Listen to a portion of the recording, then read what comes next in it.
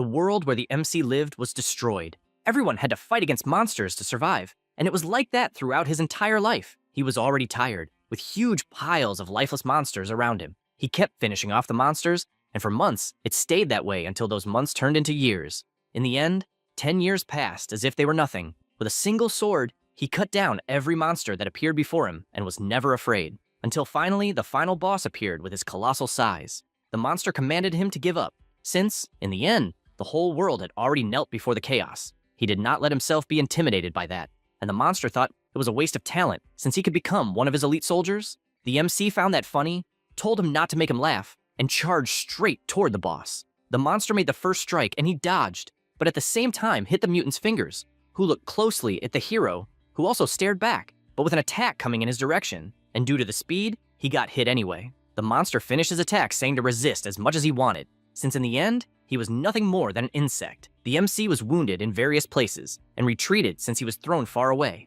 He gathered momentum and once again charged toward the mutant. However, this time the boss just raised his arm and landed an extremely powerful blow that threw the hero hard to the ground. The MC, already badly injured, looked at that colossal monster and noticed a precious stone in the chain around his neck. He kept staring at it and positioned himself to throw his sword at the same time the monster prepared to attack. He gathered all the energy he had and threw the sword with all his strength, making a huge hole in the monster's chest just as the hero was hit by the attack.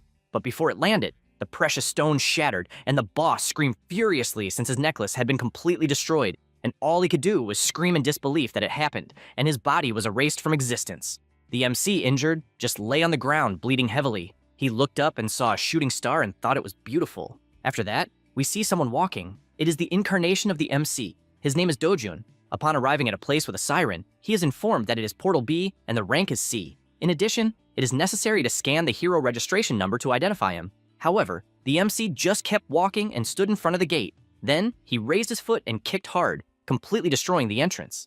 Because of that, an alert was issued warning that an unidentified hero had forced entry into the gate. He looked up unconcerned and entered the forest. While walking, someone caught his attention. It was a group of people asking if he was lost or something like that. The leader asked him to follow so they could get out of there. He just remained silent, and the big guy whispered that the boy's clothes were strange, and they didn't even believe he was a hero. After all, he knew that heroes usually wore anything, but those clothes were completely weird, not to mention the fact that he was carrying a huge backpack. They wondered if the boy even knew what was going on there.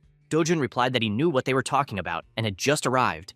One of them comments that he already knows what kind of kid that is, and the captain doesn't like it at all, since he even imagines why the MC got in there, and explains that if he wants to hunt in that place like shown on TV and in the games, he is definitely wrong, since he needs to go through training to get the hero license, because that is a rank C portal, and anyone else must start at a rank F portal. At that moment, the MC interrupts, saying he knows the guy is trying to help, but warns he didn't ask for anything in the first place. Hearing this leaves the three in shock, to the point of asking if the guy is crazy and wants to lose his life. Because of that, he just walks away while the group says to let him be, since he will get hurt on his own for not listening to them. After walking a bit, he looks to the side and comes face to face with a giant orc. The monster growls at him and approaches to attack. However, he, with his confident look, simply disappears, causing the attack to hit the ground.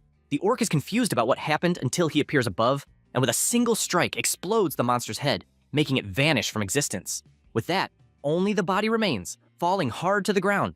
The MC kneels, imagining nothing has changed. With the orc already defeated on the ground, he bends down and picks up the dropped sword. He becomes thoughtful for a moment and goes toward the monster again, beginning to cut it open until he finally grabs the stone he was looking for. It is a low-quality magic stone. He imagines that if it were in his past life, he wouldn't even look at this item. After putting it in his backpack, he notices movement nearby until several emerge and charge to attack. Dojun dodges the first, and holding the stone firmly in his hand, throws it at one of the orc's heads, exploding it instantly. Then, he throws his backpack on the ground and prepares himself since the fight will be intense. Meanwhile, elsewhere in the forest, the group of hunters is walking. The girl says she found the MC weird and worries since he is new and could end up losing his life. Xianru asks why she is worried until the leader comments that if the portal was really invaded, it means the elite agents of the portal control must be after the MC since that is a rank C portal. That's why he believes the elite agents are there. He turns and tells her to relax since nothing serious will happen if they don't attack any monsters. The group believes the MC must be trembling with fear in the middle of the forest, and that this fear will increase even more when the agents find him. However, the reality is different, since it is the monsters who are trembling until they get punched in the face. Another orc strikes back, but he simply disappears at high speed, appearing immediately behind the monster and landing a powerful kick, finishing another one. Then he picks up another sword and moves forward, as he will get 3 more magic stones. The day passes and Dojun continues walking with his backpack full. He believes the hunt went well since he got 12 low-level magic stones and 16 mid-level ones.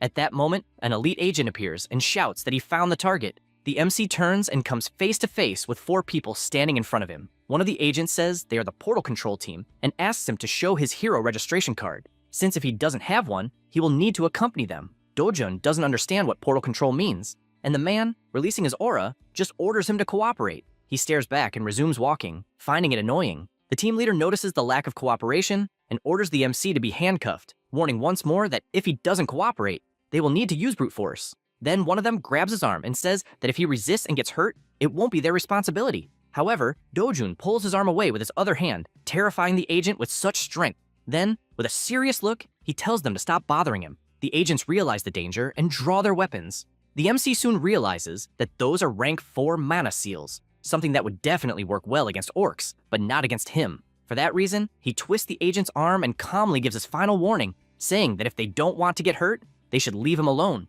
The agents attack, but Dojun blocks both weapons and dodges the head from one of the punches. Then, he prepares his leg and lands a knee strike right on one of their backs, and at the same time a precise kick to the other stomach, throwing him far away. The redhead, who was just observing, begins to worry about what he just saw. He fixes his gaze on the target, but notices it is disappearing, getting confused by what's happening, but it's too late since he receives a punch straight to the pit of his stomach that forces him to retreat. The MC calls his attention and asks if it's not a problem not to have a registration. The agent replies that it isn't, as long as he doesn't do anything illegal in the portals. However, he asks about the Rift Zone, leaving the agent scared. These are passages to other worlds where bizarre monsters appear, opening throughout the globe. The byproducts obtained from hunting monsters are used as new energy sources. For this reason, the places where the country completely controls the passages and confines the monsters are precisely the gates. And the places that have not yet become portals are called Rift Zones. Dojun questions that regardless of which portal it is, they will keep hunting him, using the excuse that he invaded a forbidden place or something like that. The agent agrees, saying that if an unregistered hero enters a portal without authorization, the portal control teams are automatically notified, and those closest will take action. He assures that it's not as easy to enter a rift zone as it is to enter a portal. The MC approaches almost instantly, questioning what should be done in this case. The agent, seeing that his head is about to be grabbed, can only think that he knew it would be problematic, and that he should have spoken to headquarters from the beginning, and with a single move, he is thrown far away. Dojun gets upset since he didn't think those guys were a big deal, and so he simply leaves, being insulted with every possible name by the agent. Now, a little about his death in his past life. He broke the stone that was in the monster's chain, and the monster screamed that it shouldn't have happened. He imagines hearing a loud scream at the end while losing consciousness and being sucked by something. He believed it was death since he thought it was coming to get him. Then, with his eyes closed, he slowly opens them until he realizes he is in a kind of freefall and questions who the person in front of him is.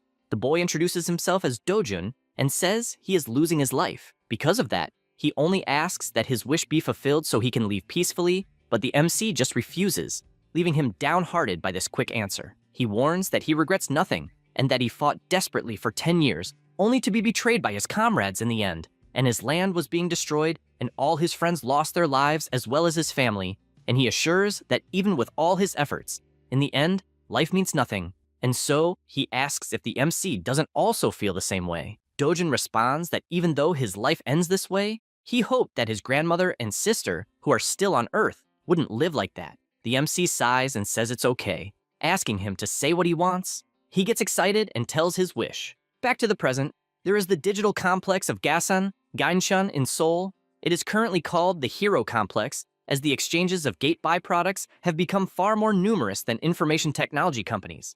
The MC kept walking among the people until finally reaching his destination. The employee greets him, and Dojun says he would like to sell some magic stones. The man says he is in the right place, as they can buy them for the highest price in all of Korea. The magic stones are placed on the table, and the man is startled because not even the monster dirt on the stones was cleaned. Then he says he will analyze them and asks him to wait a little, offering coffee while he waits. He says it's all the same and starts drinking his coffee while the stones are analyzed. The buyer counts 12 low-level magic stones, 16 medium-level, and 5 high-level, and asks if he is aware of the 40% fee they have. After calculating, he says they will keep a total of 5,460,000 wons. Dojun goes to the counter and asks what kind of nonsense this is, since he did all the work and they still want to charge a 40% fee. The employee laughs and suggests the client doesn't understand how it works, since they usually charge a 45% fee and are giving the best possible offer. He says if he doesn't want to sell, he can just take his things and leave, since no matter where he goes, he won't find a better offer. The MC says he will do that and starts gathering his stones. At that moment, the man grabs his arm and says he needs to pay for the estimate they made, besides the coffee not being free, with 300,000 wons for the estimate request and 10,000 for the coffee, adding that they also used a very expensive cloth to clean the stones. So the total bill came to 350,000. The MC pulls his arm away, saying he has no money at the moment, and the man with an evil smile says the store has some rank C heroes protecting the place, and immediately calls them. The men enter the room and ask why they were called, and if someone is causing trouble again. They stare at each other for a moment. The buyer is shocked at what he just witnessed, and then one of the guards is thrown onto him with a single punch from Dojun, finishing off all three. After that, he starts walking and slams his hand on the counter, cracking it, while saying that because of this, the fee will be 1% and assures they will now negotiate fairly. With everything settled, he leaves, and when he arrives home, he throws a block of money on the table, leaving his grandmother and sister surprised. The old woman asks what money that is, and he, not knowing what to say, makes up that he lent the money to a friend to open a business and it ended up succeeding. She finds that strange and asks since when he has any friends. Dojun feels embarrassed and says that person is from where he grew up, and they were very close at the time. She doesn't fully understand what that means, but just replies that she understands. Then the little girl asks if they are now rich by any chance. He replies yes, and that they will live well from that moment on.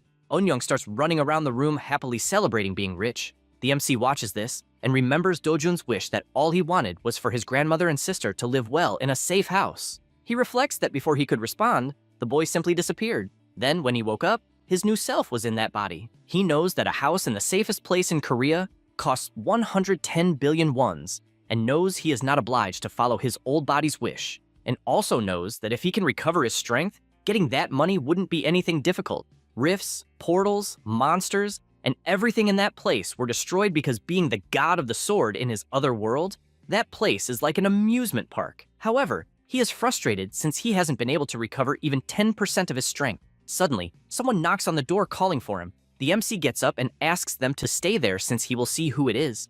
After opening the door, he faces two people. They warn him that it is time to pay back the money he borrowed, making it clear that it is 48 million. The MC breathes deeply, knowing from his memories that those are the loan sharks from whom his former body borrowed money before losing its life. And he knows the amount he borrowed is 5 billion to pay his grandmother's hospital bill, and the guys increased it 10 times more. The two continue asking if he got the money from the portals. However, Dojun is not very patient and starts by landing a punch on the big guy's mouth, leaving the blonde terrified by it. He questions what he is doing, and the MC, with a scary look, says he has already given 9 million so far, which makes them drink the money. The frightened man asks if he is really Dojun, but he, with his fist clenched, tells them to inform their boss that he will visit him soon, and beats the two up.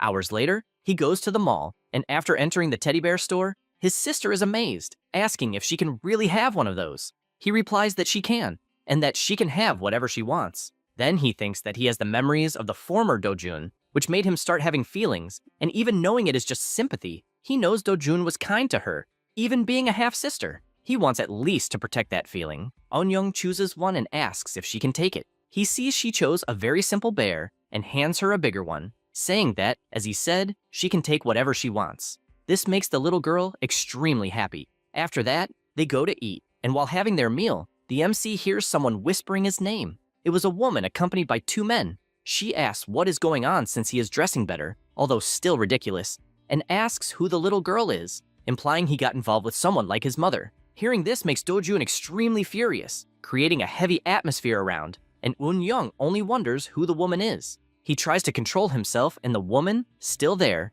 looks at his sister and asks her name. Eun-young answers, and the woman says she understands, adding that looking at her clothes, they must remain poor like his mother. Seeing that the MC does not respond, she asks if the cat ate his tongue.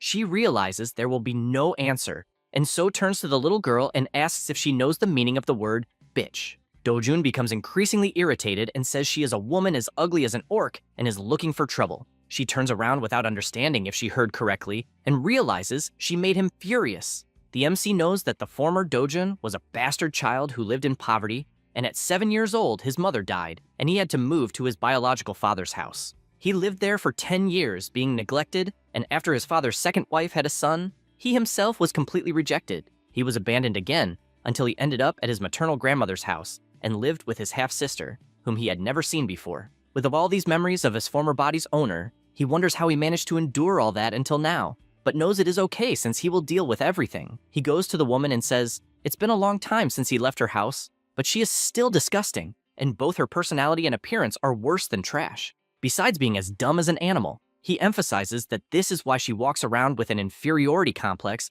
bothering pretty girls, and still wanting to annoy an innocent little girl who cares about her own brother, finishing by saying she is a rotten person. These words draw the attention of the people around since he spoke out loud, and this makes the woman completely furious to the point of asking what he said. Suddenly, a beautiful woman appears, saying she hasn't seen Dojun for a long time. The chubby woman runs calling for her mother and crying, asks if she heard everything he said. She, furious, tells her to be quiet and questions how she can be so rude.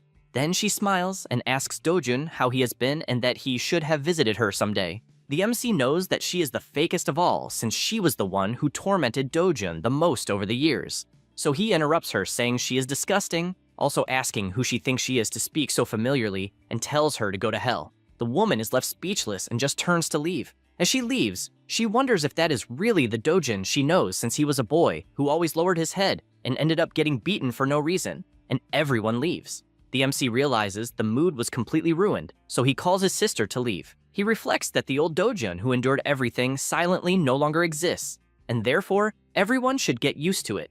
After that, inside a moving car, the chubby woman asks why they left, since they should have finished Dojun off at that restaurant.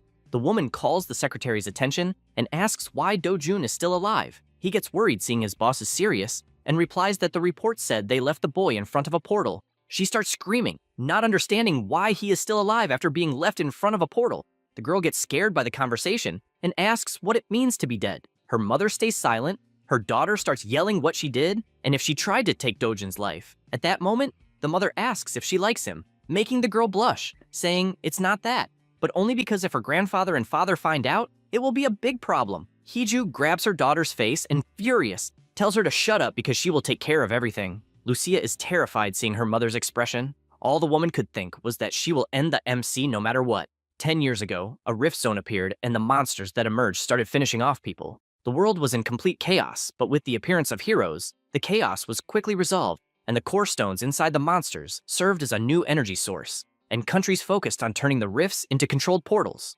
So, the entire industry is based on heroes and portals. The conclusion is that to make money, you just need to become a hero. The MC arrives at his destination and starts walking until he enters the establishment. He is greeted by a man smoking who asks who the hell the boy is.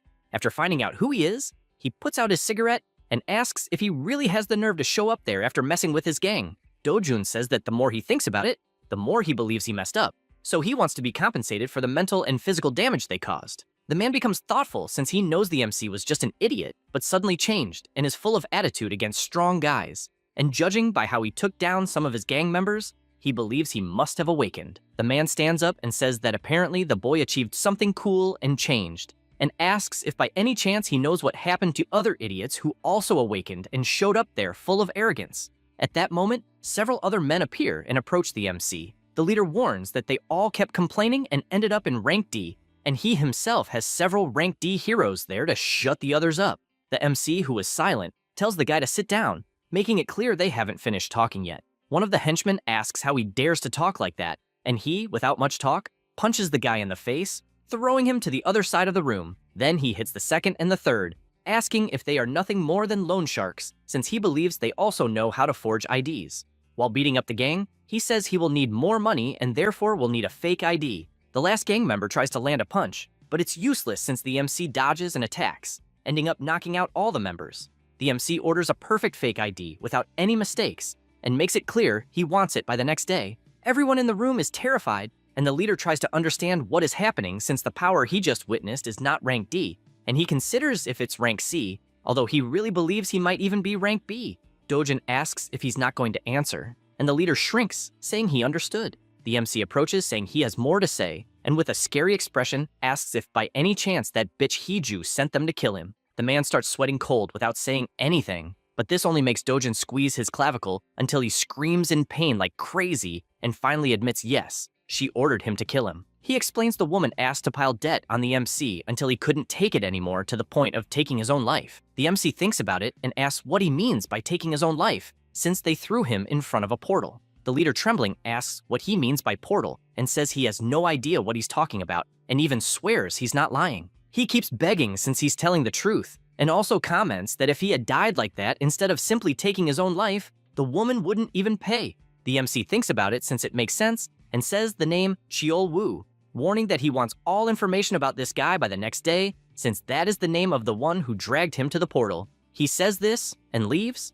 Outside, he thinks all he wants is for his grandmother and sister to live in a safe place, and guarantees that while he's there, he will do everything possible to make that happen. The next day, his card has already been delivered, and he uses it to identify himself. The system warns that the hero registration was verified, but says it's below the recommended rank, and therefore warns him it may be dangerous, and he should think carefully before entering. The MC thinks the loan shark was an idiot, since he could have made a rank A ID. Anyway, he enters despite the alert warning several times that he is below the recommended level. That is the Bomsium Gate, Class B and Scale D, with tunnel-type terrain. The recommended level is A, and entry is not allowed unless in a group of 2 or more people. He knows that since it's a rank portal, fighting alone could be difficult, but since it's in a tunnel, it will be possible because it would only be difficult if it were a rank A portal. He walks for a moment and smiles, knowing he might end up encountering hundreds of monsters inside the tunnel. No sooner does he say that than the first one appears in front of him. He gets excited since he liked finding one right away,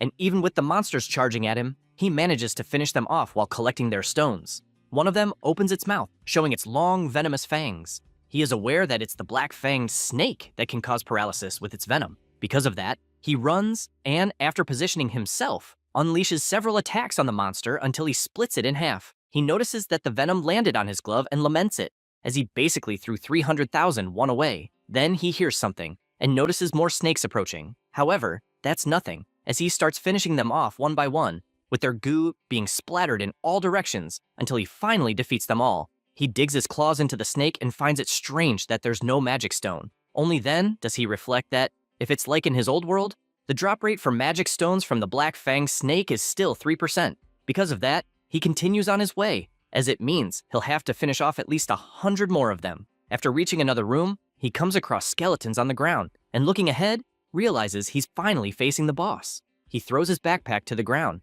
confessing that he wasn't sure which path to take, but it turned out fine, and he charges in for the attack since he wants to finish quickly and leave. After landing a punch, he notices something strange, as his attacks weren't strong enough, and due to that distraction, the snake uses its tail to strike and throws him with full force against the wall.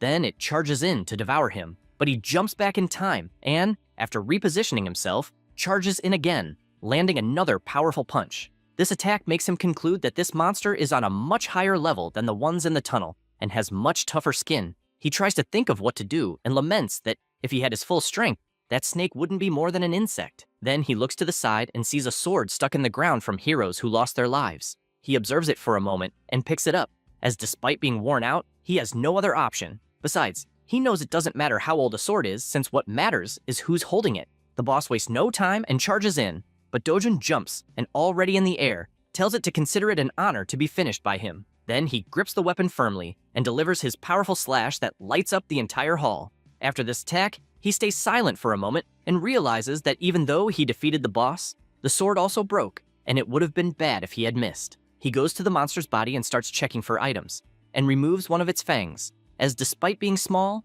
it can be used as a sword and, if properly refined, can even be useful. The MC doesn't complain, as the job pays much better than a normal one anyway. Having finished everything, he leaves the portal and realizes it's already nighttime, so he ended up spending more time than he thought. He thinks he needs to recover his strength soon, and he's also happy that his colleagues weren't there to see him like that.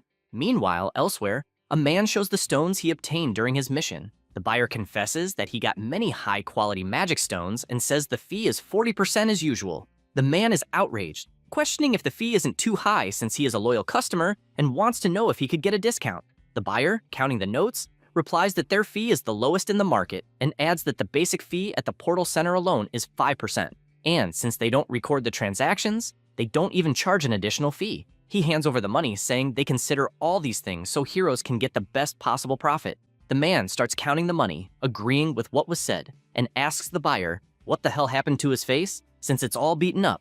Mark says a crazy guy came in and hit all the guards, and he himself got caught in the middle. The hero says he understands and comments that they probably let their guard down since the guards are rank C, and also suggests looking for guards based on skill, not rank, since ranks are just a government convenience. But in the end, what matters is skill. Then he says there is a difference between a guard who just got his license and a hero who hunts monsters and risks his life. The seller gets fed up hearing this, just wanting the guy to leave instead of babbling. The man says they may not have known each other for long, but asks to be called if needed and leaves. Passing by the MC who was arriving at that moment, Mark panics seeing who just came in and starts shouting to the hero that the one responsible for the damage on his face is the boy in front of him. The man stops before leaving and asks if he's sure, saying he's tall and even handsome but doesn't seem capable of that.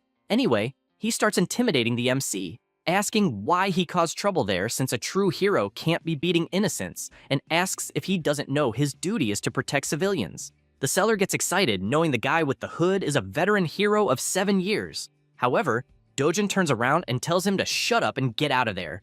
This makes the man furious and Mark happy since things are about to get rough. The MC asks if he wants to take revenge or something. He gets angrier until his veteran intuition kicks in, aware that the main cause of heroes' deaths isn't monsters, but fights with other heroes. Because of that, he turns and says he's leaving since he's a bit busy. Now only Dojun and Mark remain inside the shop, and he asks if there's anything else to complain about. All that's left is to hang his head until the MC throws his backpack full of magic stones. He starts calculating the amount and can't believe it since there are many high-level magic stones, and he doesn't know who the hell that person is. He starts adding everything and, looking at the stones, says it totals 150 million wands. Dojun imagines he hunted all day and the stones are only worth 150 million and tells him to pay quickly. Mark says he still needs to deduct the fees, but sees the sinister look in front of him and wonders if he said something wrong. The MC smiles, saying there is really 1% fee to deduct, and asks for 148 million wands after that deduction. The boy gets furious, wanting to punch the MC since the commission is 40%, but that's only in his head, since he's not crazy to do that, and just says that for transactions above 100 million, he needs his superior's approval. Dojun, with a serious face, orders to get the approval quickly. The seller starts fiddling with his phone to contact his superior to explain what's going on, but without noticing the phone is taken from his hand, and Dojun, losing patience, tells his superior to send the money immediately if he hasn't understood. The man shouts through the phone that he understands and tells to return the phone to the employee. However, what he does is throw the cell phone against the wall and still says it's to get the money quickly, since, as he heard, the superior said he had understood. Mark is shocked seeing the destroyed cell phone beside him and immediately grabs all the money from the magic stones. With that resolved, the MC leaves, saying it's always very good to do business there. However, the seller is upset since nothing good happened. 10 minutes pass and someone enters the shop. It was the owner of the establishment asking why the phone wasn't answered and wanting to know what strange call that was earlier. Mark just tells his boss he's quitting and, showing the condition of the cell phone, says he can't take it anymore. The owner of the place looks fixedly ahead in the boy's direction, immediately takes his phone, and calls his emergency contact, saying he needs them to show up at the shop immediately. The woman replies she understood and keeps walking, being an attraction to all because of her beauty, leaving everyone amazed. She doesn't waste time and soon arrives at the shop and enters to be attended. Mark is shocked since he recognized her instantly. She asks him not to react like that since she's an ordinary person. However, all he can imagine is that she is the 4th rank S heroine of Korea, and although he knows little, he knows she is the niece of the shop's boss and doesn't understand what she's doing there. She soon asks if there is a hero causing problems in sales and giving her uncle a headache, and, after sitting down, asks to hear everything that happened. Meanwhile, elsewhere, Dojun is meditating in his yard. He imagines he has been hunting all day and hasn't made much money and knows he needs to start entering rank S portals soon. For that, the most important thing he needs to do is recover his power. However, unlike the world of his past life, the atmosphere in that place is scarce, and even though he keeps absorbing all the time, he thinks it will take about 3 years. Then he thinks it would be interesting to get great equipment, but knows that, unfortunately, in that place, even junk equipment costs way too much. At that moment, he feels something and immediately yells to his sister, who, looking to the side, is grabbed by him, asking her to go inside immediately. He rushes in, and his grandmother asks what happened. A strong tremor starts, and the little girl panics, asking if it is an earthquake. Do-jun imagines it's not, since he is absolutely sure it is a rift forming. His grandmother, still confused, asks what is happening, and he just tells them not to go out, since it is dangerous outside at that moment, and on his own, he attacks the purple structure that formed. At the same time, at the Hero Association in the metropolitan city of Seoul, people call the leader saying they detected a new rift in the district. He thinks it's annoying since a new rift formed in 63 days, and shouts to activate the White Lion Guild since the location is in Mapo, also calling any hero nearby. Then he asks exactly where the rift appeared, and they reply it was in the garden of a house. He thinks it's annoying since it could be a headache, because if any civilian enters the rift,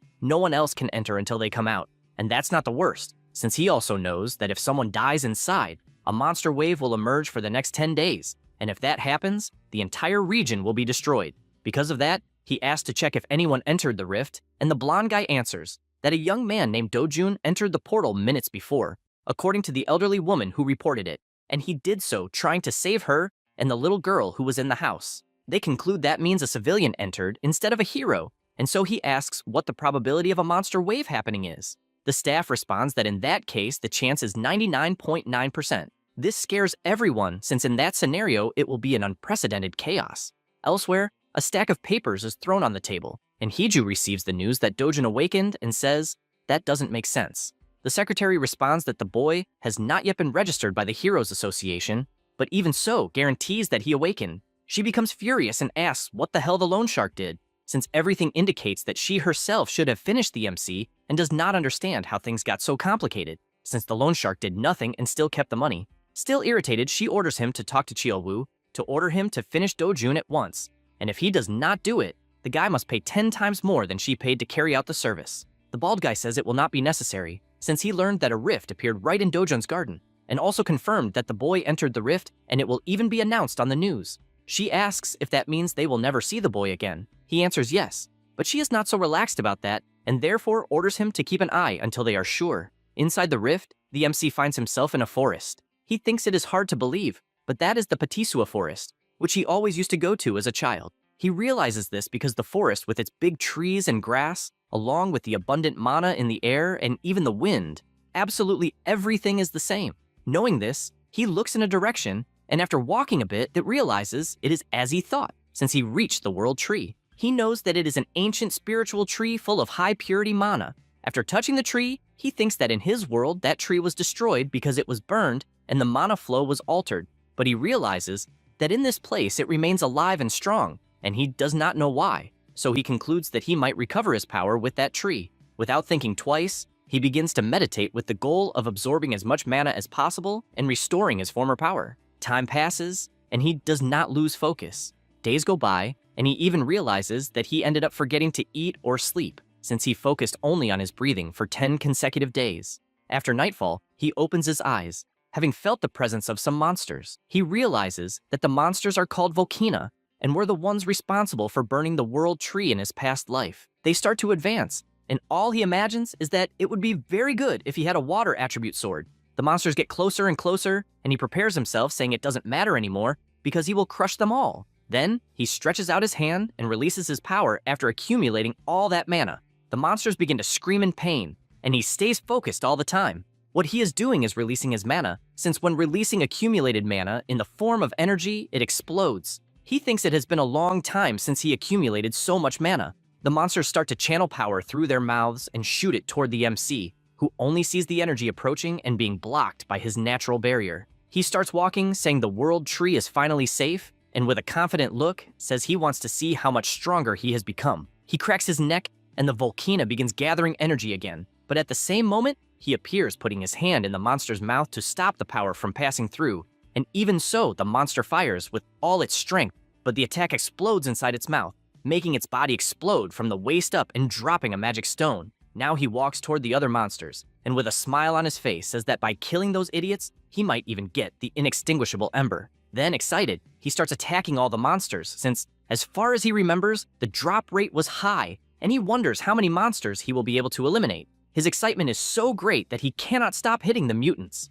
After finally finishing, He sees a kind of golden coin among the dropped magic stones. He bends down and picks it up, knowing that it is the inextinguishable ember. The MC gets excited since he really managed to get his hands on that again, like in his past life, and a flame begins to arise in his hand. He sees that and can only think that it would be good if he could absorb more mana from the world tree, but he knows it is too much for his current body. So the most he can do is absorb that ember E, changing the attribute of his mana to fire. After his whole body is covered in flames, as well as his mouth, he thinks that in his past life he didn't need to do this. So he didn't know it would take 10 minutes to absorb just one. He starts moving his arm to see how he feels, and notices more embers on the ground, deciding to absorb as many as possible. Outside, many people are watching the rift, along with numerous reporters.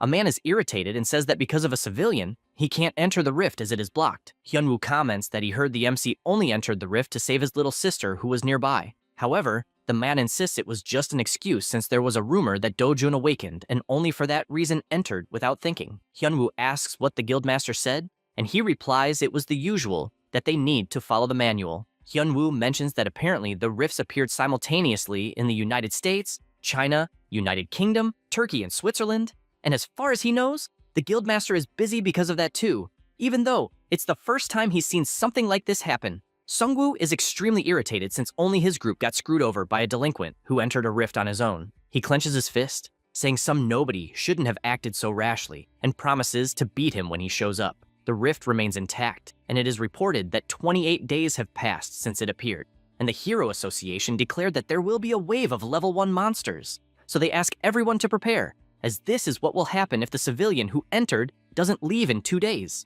A man turns off the TV. This is Chung Seo, who asks if the person who appeared on TV is the damn Dojun. His secretary replies yes, as it was confirmed to be him. The leader asks if the boy will come out alive, and he replies that there's a 1% chance for a civilian to survive. However, hearing this only makes Chung Seo laugh, since they are calling Dojun a civilian, while in front of him are his team members completely injured by the MC. And so, he says the idiots at the association don't know shit as usual, and asks if the boy has awakened as he seems to have. Ingu says he's not sure what happened since the probability depends on the rank he has, so it's hard to judge without more information. Chang Xiub says he already knows, since being good at fighting and surviving a rift are different things. He also says the boy only has 2 family members, so they need to protect them. When the secretary asks what he will do, he, with a sinister smile, says if Dojun loses his life in the rift, he will sell their organs, and if he comes back alive, they will say they helped his family members, so he'll owe them one. Meanwhile, inside the portal near the world tree, the MC has not stopped absorbing mana and the inextinguishable ember. He wonders how much time has passed, since he managed to absorb all of them. Now he can use his mana with the fire attribute as he wishes, and his resistance to fire has also increased absurdly. He reflects that the fire attribute alone already puts him at a higher level than when he was called the Sword God. He places his hand on the tree and gives thanks, since both in the past and in this life it has helped him. Then he starts gathering the magical stones on the ground and says he probably won't see her again, but promises that if she is in danger again, he will protect her no matter the cost. Back in the world, already at night, Dojun finally leaves the rift. He notices there is no one within a 1-kilometer radius and wonders if the evacuation was because they expected the monster wave. However, in another direction, he senses an aura and runs to check what it is. He sees 2 people talking and starts thinking that by their clothes they are heroes waiting for the rift, and knows that if they catch him, it will be a problem. Then, he creates a ball of flames in his hand and throws it into the air. The fire heads toward a house and upon impact, explodes, causing everything to catch fire. The 2 panic, asking what that noise was, and immediately start moving toward the fire. As they get closer, they realize the fire has already spread throughout the whole house, and they don't understand why the hell that place caught fire out of nowhere. The MC, who is watching from afar, imagines that his accuracy was very good and, looking at his hand, remembers his friend, since he was the strongest mage on the entire continent and would undoubtedly be amazed if he saw that power. At that moment, something catches Hyunwoo's attention, who, looking to the side, comments that the rift looks strange. It starts disappearing little by little, and the 2 keep running at full speed. As they get closer, they are shocked because the rift simply disappeared right in front of them. Meanwhile, the MC keeps walking, happy with the result he got. The next day, it was announced that the new rift that appeared in the Mapo district disappeared early in the morning, and that it had been exactly 29 days since someone entered the rift, and the Heroes Association, which was preparing for the waves of monsters, was surprised to witness such an unexpected phenomenon. which led them to start an investigation. They also announced the inexplicable fire that occurred near the place where the rift was. People gossiping whether the boy who entered the rift lost his life, thinking it was more than deserved, since one should not do that alone. The MC just walks by observing that conversation and continues on his way, imagining that if the rift disappeared, then no one else will be able to see the world tree, and, although he thinks it's a shame, he feels relieved. He finally arrives at the place he was heading to. Inside, two people are talking, and the smoker says that if the MC lost his life, then it's over for the old woman and the little girl. His colleague agrees and also comments that their boss, being a civilian, will make a lot of money. The smoker said the old woman doesn't have much to enjoy, but thinks the little girl will grow up to be pretty, and believes the boss is looking for something to do with her at that moment. At that instant, someone calls for them. It was the MC with his terrible aura, asking where their boss is. At that moment, a car stops in front of the place and a person gets out. It was Chang Seob, accompanied by his secretary. He laughs, saying that now that Dojun lost his life, he can sleep in peace, and asks what's on his schedule that day. Ingu checks his notes and says he has lunch scheduled with CEO Bark, and after that, nothing in the afternoon. He asks if that's serious, and orders to ask Madame Kang to visit him that night, besides arranging some new girls for him to have fun with. They start going up the stairs until they are shocked to see one of their subordinates getting beaten up. He freezes at what he's seeing since another subordinate was defeated in moments. He realizes who the person in front of him is, and the MC, with his evil look, comments that apparently a dog was messing where he shouldn't. Chang Xiaob can only tremble in fear before that aura. Dojun puts his feet on the table and asks if he has gone deaf. Chang Xiaob is on his knees while the MC is sitting until he orders him to bark, since he doesn't think a bastard like him should be treated as a human. He obeys and starts barking as if there's no tomorrow. Their subordinates stand with their backs turned, unable to do anything, just listening to what's happening. Dojun approaches and orders him to bark louder, and accuses him of pretending to be an ally, but as soon as he saw an opening, stabbed him in the back. Then, he gets closer and asks if he really thought he wouldn't know how to deal with an idiot like him.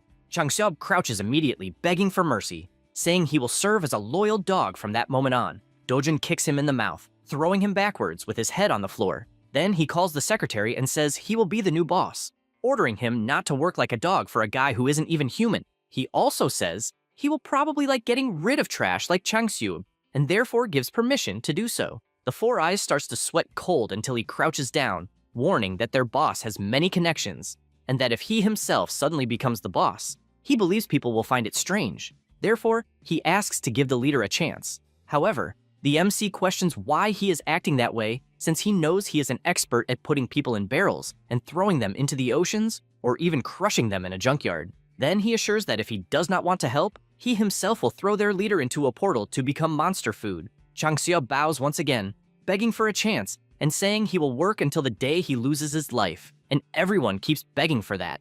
Dojun finds it annoying, since it would definitely be better to cut that guy off to avoid problems in the future. He sighs and says he will see if he has become more emotional. Then he stretches out his hand to greet the leader, who becomes extremely happy for the chance. He apologizes for everything he did and assures he will serve very well, but soon he notices something strange and realizes his hand is on fire when grabbing the MC's hand. Dojun stares and warns that this will be the last chance he gets, and with a simple pull, he rips his hand off, turning it to ashes instantly. Chang Xiab screams wildly in pain, and the MC just looks back and gives a final warning, making it clear that if he sees anyone touching even a finger of his family again, everyone there will lose their lives. Then he orders to protect them responsibly 24 hours a day, or they will also die. With everything that happened, Dojun was officially considered missing along with the Rift. The government, the Hero Association, and all kinds of newspapers and media are treating him as if he were already dead. He knows that if people find out he returned,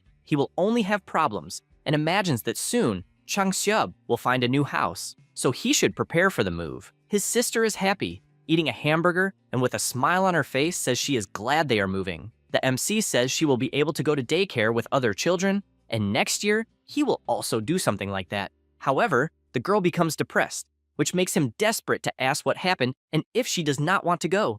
Eun-young replies no, because the others tease her saying she has no father or mother. He gets irritated by that, and says if she does not want to, she does not have to go since she can go straight to school the following year. She is happy to hear that, and asks if it is true she does not have to go to daycare. He says yes, but angrily thinks he should send her to an elite private school since that way no one would bother her. Then, he remembers moments before. In another place, the MC meets with the Four Eyes and asks if he by chance left a lady with a child in a motel, and if he has any idea what he is doing. He, worried, replies that the motel is part of their company, so in terms of security, it is the safest place possible. Then the MC goes to his family, and his sister runs to him happy to see him. His grandmother takes his hand and says she is very happy to see him alive. The same goes for his sister, who could not stop crying, saying she is glad to see him well. He watches that and smiles, saying everything is fine. Back to the present, the girl asks if by chance he's also a hero. Dojun asks if she would like him to be one, but she says no.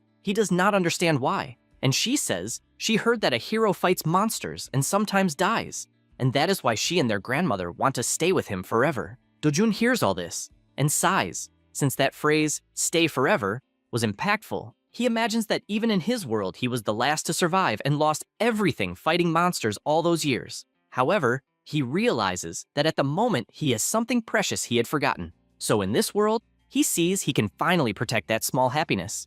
In another part of the city, at the Korea Hero Association, Taiwang, the association's founder, asks his employee if it is really impossible to find out anything. She apologizes and confirms, since they really found nothing. He says it's frustrating because if a rift can disappear so easily, it means it can also reappear out of nowhere. She responds that that's exactly it, and that this kind of variable is very dangerous and she doesn't understand how it didn't trigger a monster wave, since she believes it would have been easier. However, he orders her to speak carefully, since considering the people's safety, it was the best possible outcome. He is one of the 100 most respected heroes in the whole world. If he ran for president of Korea, he would easily win, and they say he could have conglomerates if he wanted. However, he is someone who doesn't care about the government or wealth, only about the people's safety and containing the rifts. He asks to take as much time as needed to investigate, and his secretary replies she understands and says that the lady who lived near the rift sold the house. He thinks that's cool and asks to make sure they offer a price well above market, to be fair,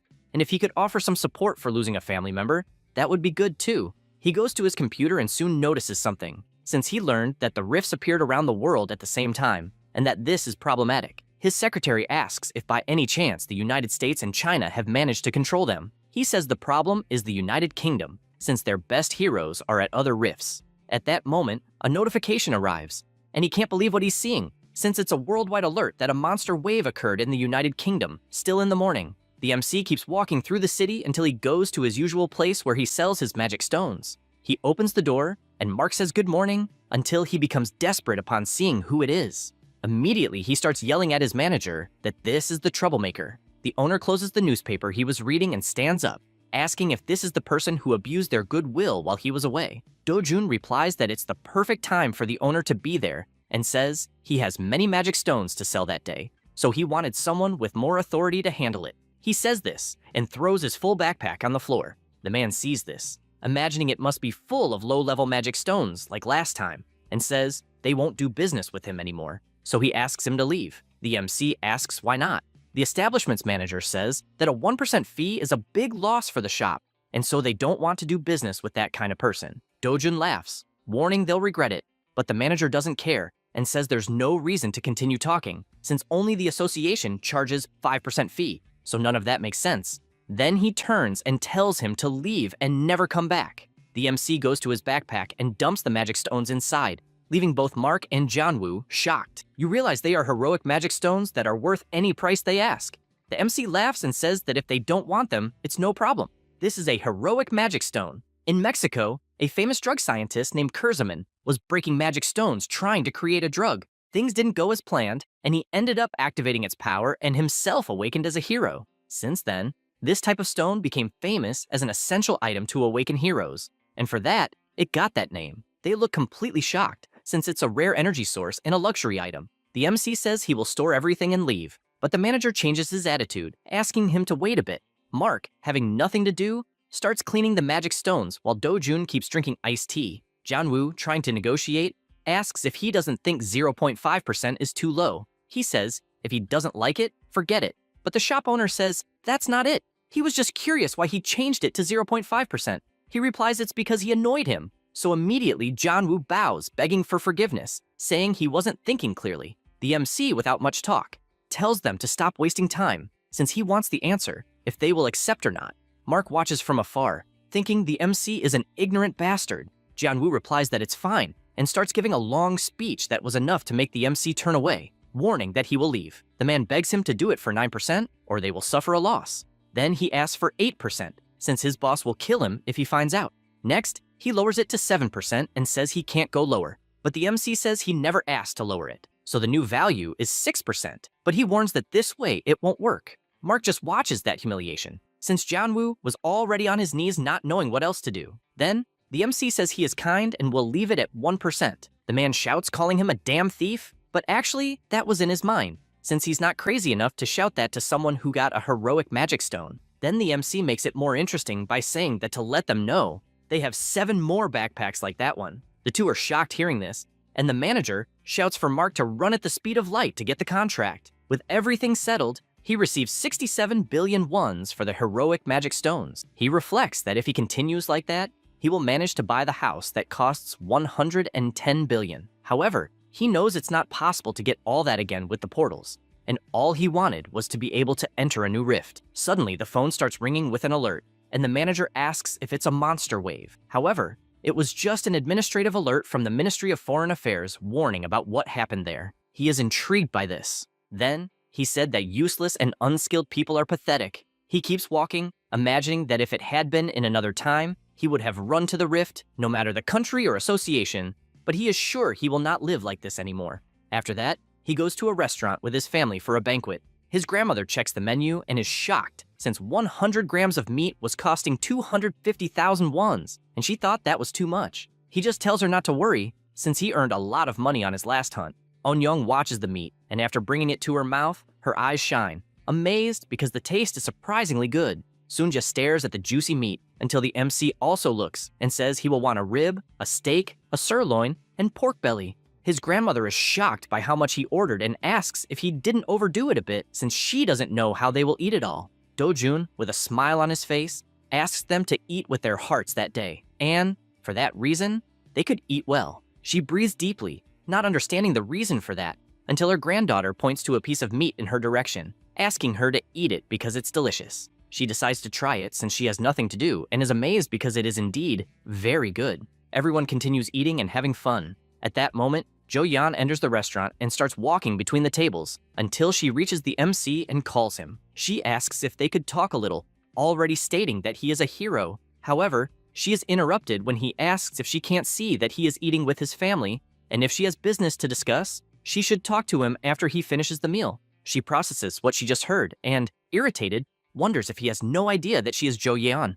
Anyway, she replies that it's all right, not understanding how someone could talk like that, then goes to the waiting area. People can't believe it, seeing an S-rank heroine sitting and waiting, besides knowing she is easily one of the top 10 most beautiful heroines in the world. They whisper, wanting to know who is the person that would make her wait. Jo-yeon just stares fixedly, thinking that 2 months earlier, Do-jun was the first person to come out of a rift alive, and the rumors say he awakened inside the rift, but he was declared dead after the rift closed. She realizes the boy is living very well, and admits that he is someone who made her feel tense just with a look. She tries to deduce if he became an S-rank in those 2 months, but she has, as an example, the magnate Calfmore, who took 5 years buying magic stones to reach S-rank and only then awaken. She doesn't accept that a boy suddenly reached S-rank, only believing he is someone with a unique ability or something like that. At that moment, the MC and his family start to leave the restaurant, and seeing this, Jo-yeon stands up, but another person steps in front,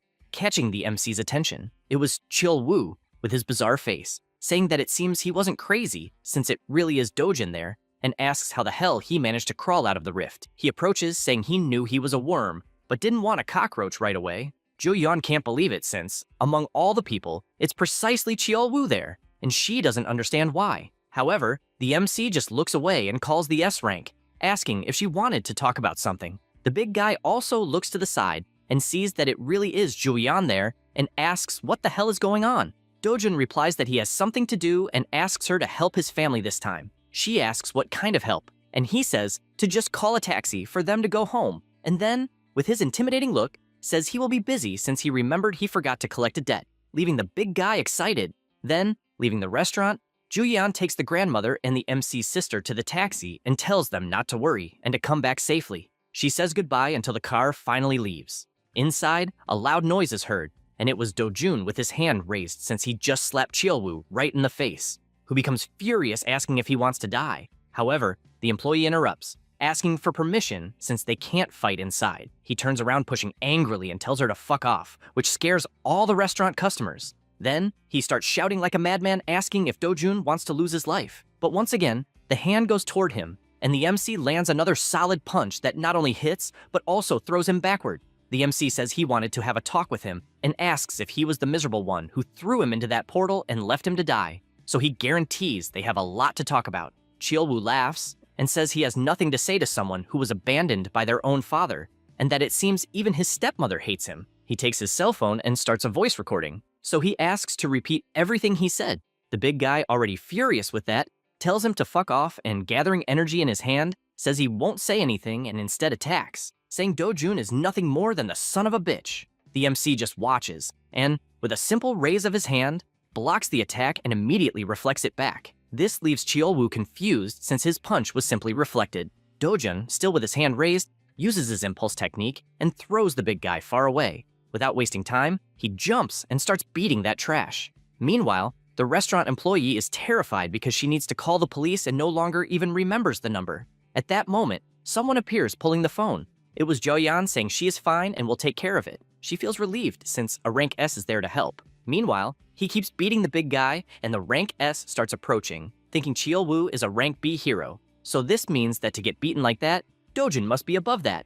But she also realizes a rank A wouldn't have that much strength until she calls him, making the MC stop the attacks. She warns that if he continues, he will end up killing the guy. He looks ahead and decides to loosen his body. Ju-yeon takes the chance to ask what he knows about Cheol-woo. He answers that he knows everything he needs to know and asks why, and if she cares about it. She replies that she obviously cares, since the guy's cousin is the rank S hunter called Young Pyo. He says he already knows that and asks what the problem is. She is surprised he already knows that and still doesn't care about what might happen, so she thinks he's very naive. She looks at the beaten body on the floor and comments that the only reason the guy acted that way is because his cousin will protect him. So she reinforces that the MC will be in danger from that moment on. He laughs hearing that, and she questions if he is not afraid. Do-jun approaches her and says that the fact that they have information about himself is bothering him. He says this with his intimidating look up at her. Meanwhile, the employee is hiding behind the counter, outraged, since a rank S said she would take care of the matter,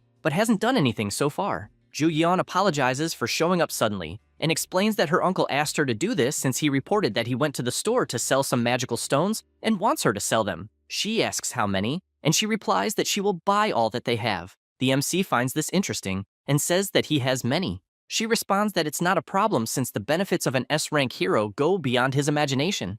Looking at the defeated body on the ground, he explains that it's not that he doesn't want to sell, but that there is a condition. She asks what it is, and he says it's nothing serious, especially for the famous Ju-yeon. Elsewhere, someone breaks a bottle on the floor. It was Hee-ju, upset because it was reported that Do-jun had lost his life in the rift. Her secretary says he is sorry since even the association thought he was dead. She says she doesn't want to hear excuses and asks how he will handle this. He says he has something to say first and explains that the boy defeated Cheol-woo, but she is shocked, even when the secretary says that apparently Do-jun knows something after defeating Cheol-woo. She starts to sweat coldly because if her father or husband finds out, she will be in trouble. And even though she knows she can handle it, she is afraid it will leak to the media and affect her company. Because of this, she instructs not to let it leak to the public, since they will end up losing their sponsors, and that the police must be silenced first. He reassures her by saying that all the newspapers and police have already been silenced. She sits more relieved knowing this. Then he approaches and whispers that it won't help much anyway, since Cheol-woo is Young-pyo's cousin. She is surprised to learn this.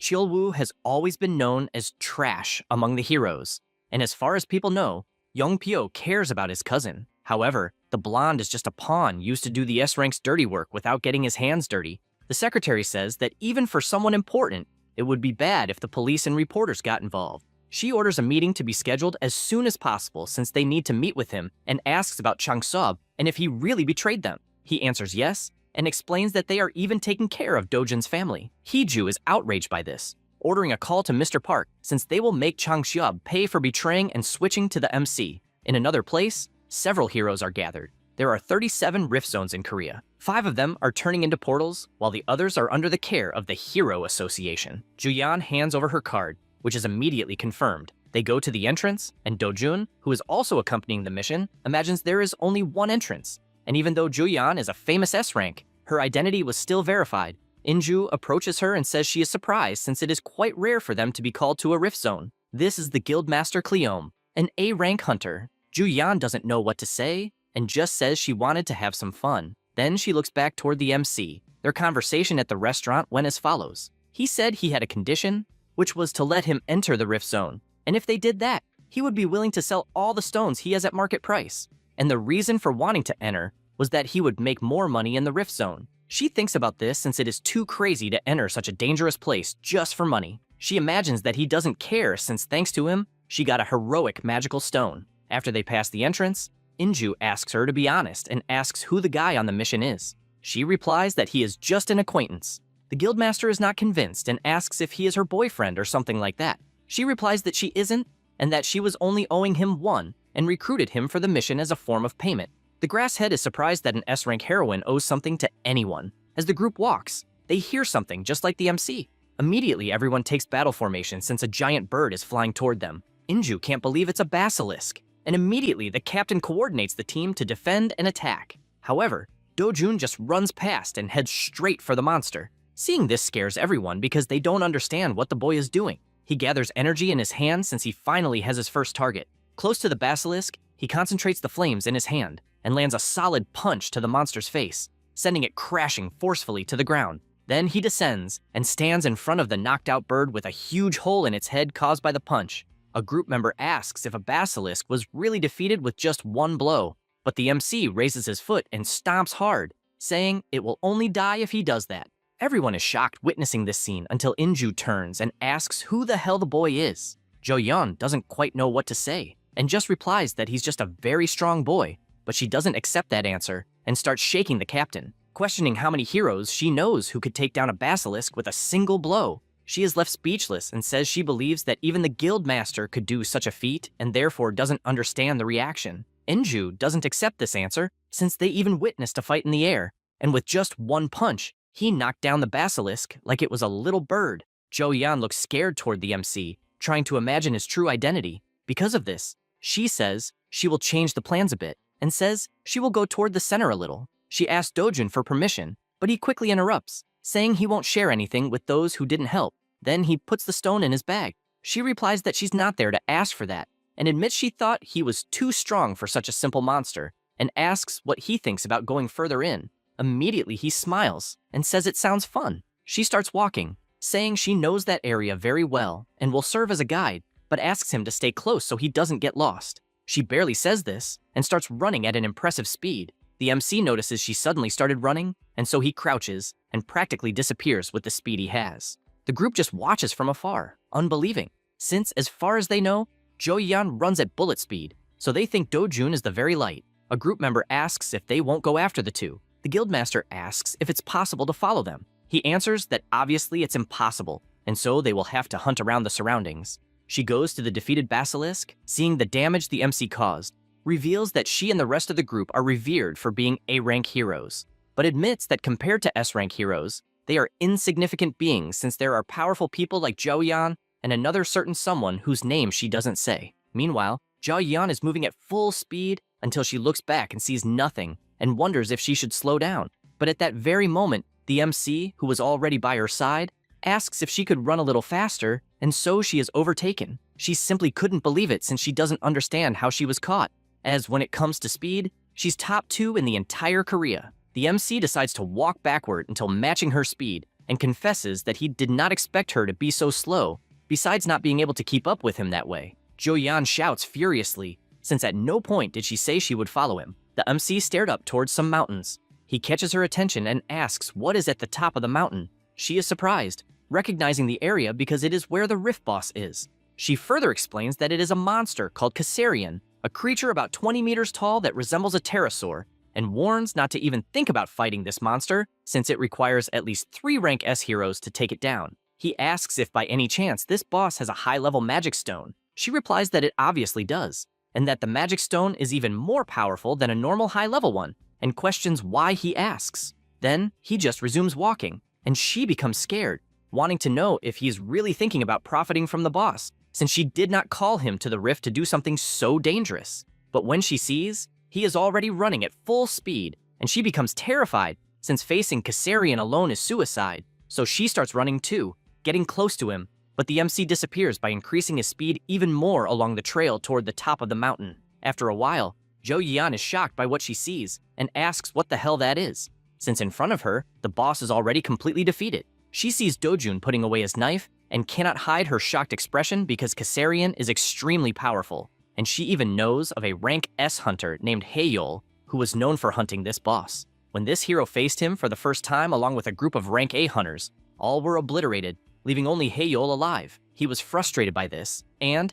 after that event, created a group with another rank S hero and 2,000 rank A heroes, purely for revenge. The hunters attacked with their arrows targeting the boss's wings and also restrained him in various places with their magical bindings. The rank S took advantage of the moment and attacked together with his whole group, but Kassarian also fought back, and the battle went on for hours, being a complete massacre. She says the hero did manage to hunt Kassarian, but most of the heroes died, and because of that, the great guild Sweet Life has not recovered its strength even after 3 years. The MC, who was opening the monster to collect the stones, looks aside and says the girl did not help at all, so he says it's good for her to know what that means. Jo Yeon gets furious since at no point did she say she wanted any reward. She remains surprised because if she had not seen with her own eyes the infamous Kassarian being defeated with a single blow by the MC, he finally manages to remove the magic stone and, after admiring it for a while, he puts it away and says he no longer needs a guide and tells her he will walk alone from then on. She asks if he won't take any more parts of Kassarian, since besides the magic stone, there are other valuable items like the boss's scales and claws. He stops walking and says he doesn't care. Then he resumes walking, saying it's better to get other magic stones than those materials, and that she can even take those for herself, considering it payment for helping as a guide. She looks at the defeated monster on the ground and replies that she doesn't need any of that. Later in the afternoon, the group of heroes is gathered, and several backpacks are piled up. The rank A heroes watch, and a guy comments that Dojun is constantly grabbing backpacks there and returning with them full of magic stones. He admits that their guild would have to hunt for at least 3 continuous days to get the same amount of stones that he has. The guildmaster looks at Jo Yeon sitting on the floor and asks who the heck the boy is. She is aware of the absurd speed she witnessed and, frightened, imagines that if what Jo Yeon said was true, then the boy finished Kassarian without any special equipment and concludes that this could mean he is the strongest hero in all of Korea and maybe even in the whole world. She then looks to the side and sees the MC arriving with another backpack and throwing it on the floor. They start gossiping that Dojun came back with another full backpack and believe that even if they told other people, no one would believe it. They say it's even better not to tell anyone since they won't believe it. Jo Yeon gets up and starts talking to the MC. They watch from afar and wonder if the two are flirting. They suggest that the boy could take better care of himself to match Jo Yeon's beauty, since they think the two go well together because he is not ugly. However, Inju stops to think since what she's seeing can't be called flirting because she is witnessing him being a little rude to Jo Yeon, who never thought she would see someone treating her like that. Suddenly, he hands the backpack to her and starts walking out. Inju is outraged, questioning if the guy is just going away without even saying goodbye, and the captain replies yes. She asks why he left the backpacks there. Jo Yeon explains that she told the MC that when everyone finds out he defeated Kassarian, he will become famous overnight, but he replied that he hates to attract attention and so asked her to take care of everything. The guildmaster is surprised that someone would refuse such fame and just comments that he's a strange guy. Jo Yeon is silent for a second and, with a blushed face, says he's strange even too much. After that, in the city, inside a training gym, someone is training by punching a punching bag until he prepares himself and, with his powerful strike, tears the bag into pieces. This is Hale, a rank S hero and master of the Sweet Life Guild. His subordinate, who was nearby, asks him to calm down and cites a saying that a frog that stays crouched for a long time jumps higher, and the longer it endures, the greater the reputation. Hyol agrees and says that everyone who humiliated him fell hard. The secretary says exactly that, and that he just needs to accumulate power until the time when everyone will bow before him. Then he mentions Kassarian, saying that no one knows the monster better than him, since he believes that one day he will be known as the hero who defeated Kassarian with the fewest people possible. The guildmaster grabs the water bottle and starts laughing since, in fact, no one knows that monster better than himself. However, he comments that compared to 3 years ago, their guild's fame has dropped a lot, but assures that it doesn't matter who goes with him, since he is sure he can finish it. The man replies that it is exactly as he said, since there is no one who could do such a thing. Elsewhere, someone is looking at the MC's file. It was young Pyo wanting to know if it was the said Dojun. His subordinate replies yes, that it's the boy whose cousin left him in a portal to die months ago, and even so, he survived. The boss asks for more information, and he explains that the client is Heeju, executive director of Group T, and is even the second daughter of Group W. Young Pyo concludes that the woman is rich and wonders why the heck she wants the boy dead. He explains that from what he heard, Dojun is the illegitimate son of Group T and was taken to her house 7 years ago, and when the woman gave birth to her last child, Dojun ended up being expelled. Young Pyo laughs hearing this since, apparently, in the world of the rich, blood really doesn't matter, and asks how much the woman paid Cheol-woo. He answers that it was 3 billion won. Young Pyo says he heard that his cousin got hurt recently, and his subordinate answers that yes, he even got beaten so badly to the point of being covered in burns and can't even see, not knowing how he survived. The rank S picks up his golf club and hits the golf ball into the hole. Then, with a strange face, he says that if it were him, he would have torn the MC into pieces and crushed his head. However, his attention shifts when his secretary tells him there are rumors that Jo Yeon helped Dojun. He goes to his subordinate, outraged, and asks why the hell she would do that and what the relationship between them is. The employee says he doesn't know, but it was thanks to her testimony to the police that things went well. Nevertheless, his fury doesn't diminish, and so he wants to find out what the relationship between them is, because if there is nothing, it means they have some agreement behind the scenes, and he wants to know exactly what happened. The man runs off since he needs to do this immediately. Young Pyo looks down irritably and even crushes the golf club, then throws it on the ground. He worries because Heeju will look for him soon to do what Cheol-woo wasn't able to. Then he relaxes a bit, and again with his strange face says that woman is very kind and very rich. After that, at night, the MC keeps walking through the streets. He reflects that hunting in the Rift Zone is more efficient than any portal, and therefore already knows he will depend on Jo Yeon if he wants to do it again. Back to when they were inside the rift, Jo Yeon says that if she sells the Kassarian Magic Stone, people will come after her questioning her abilities, and the media will get very agitated overnight, and says she can even hold them off, and still says that if he wants to become famous, no problem, and asks what he will do. He just hands over the backpack and tells her to take care of things. He smiles, remembering all this,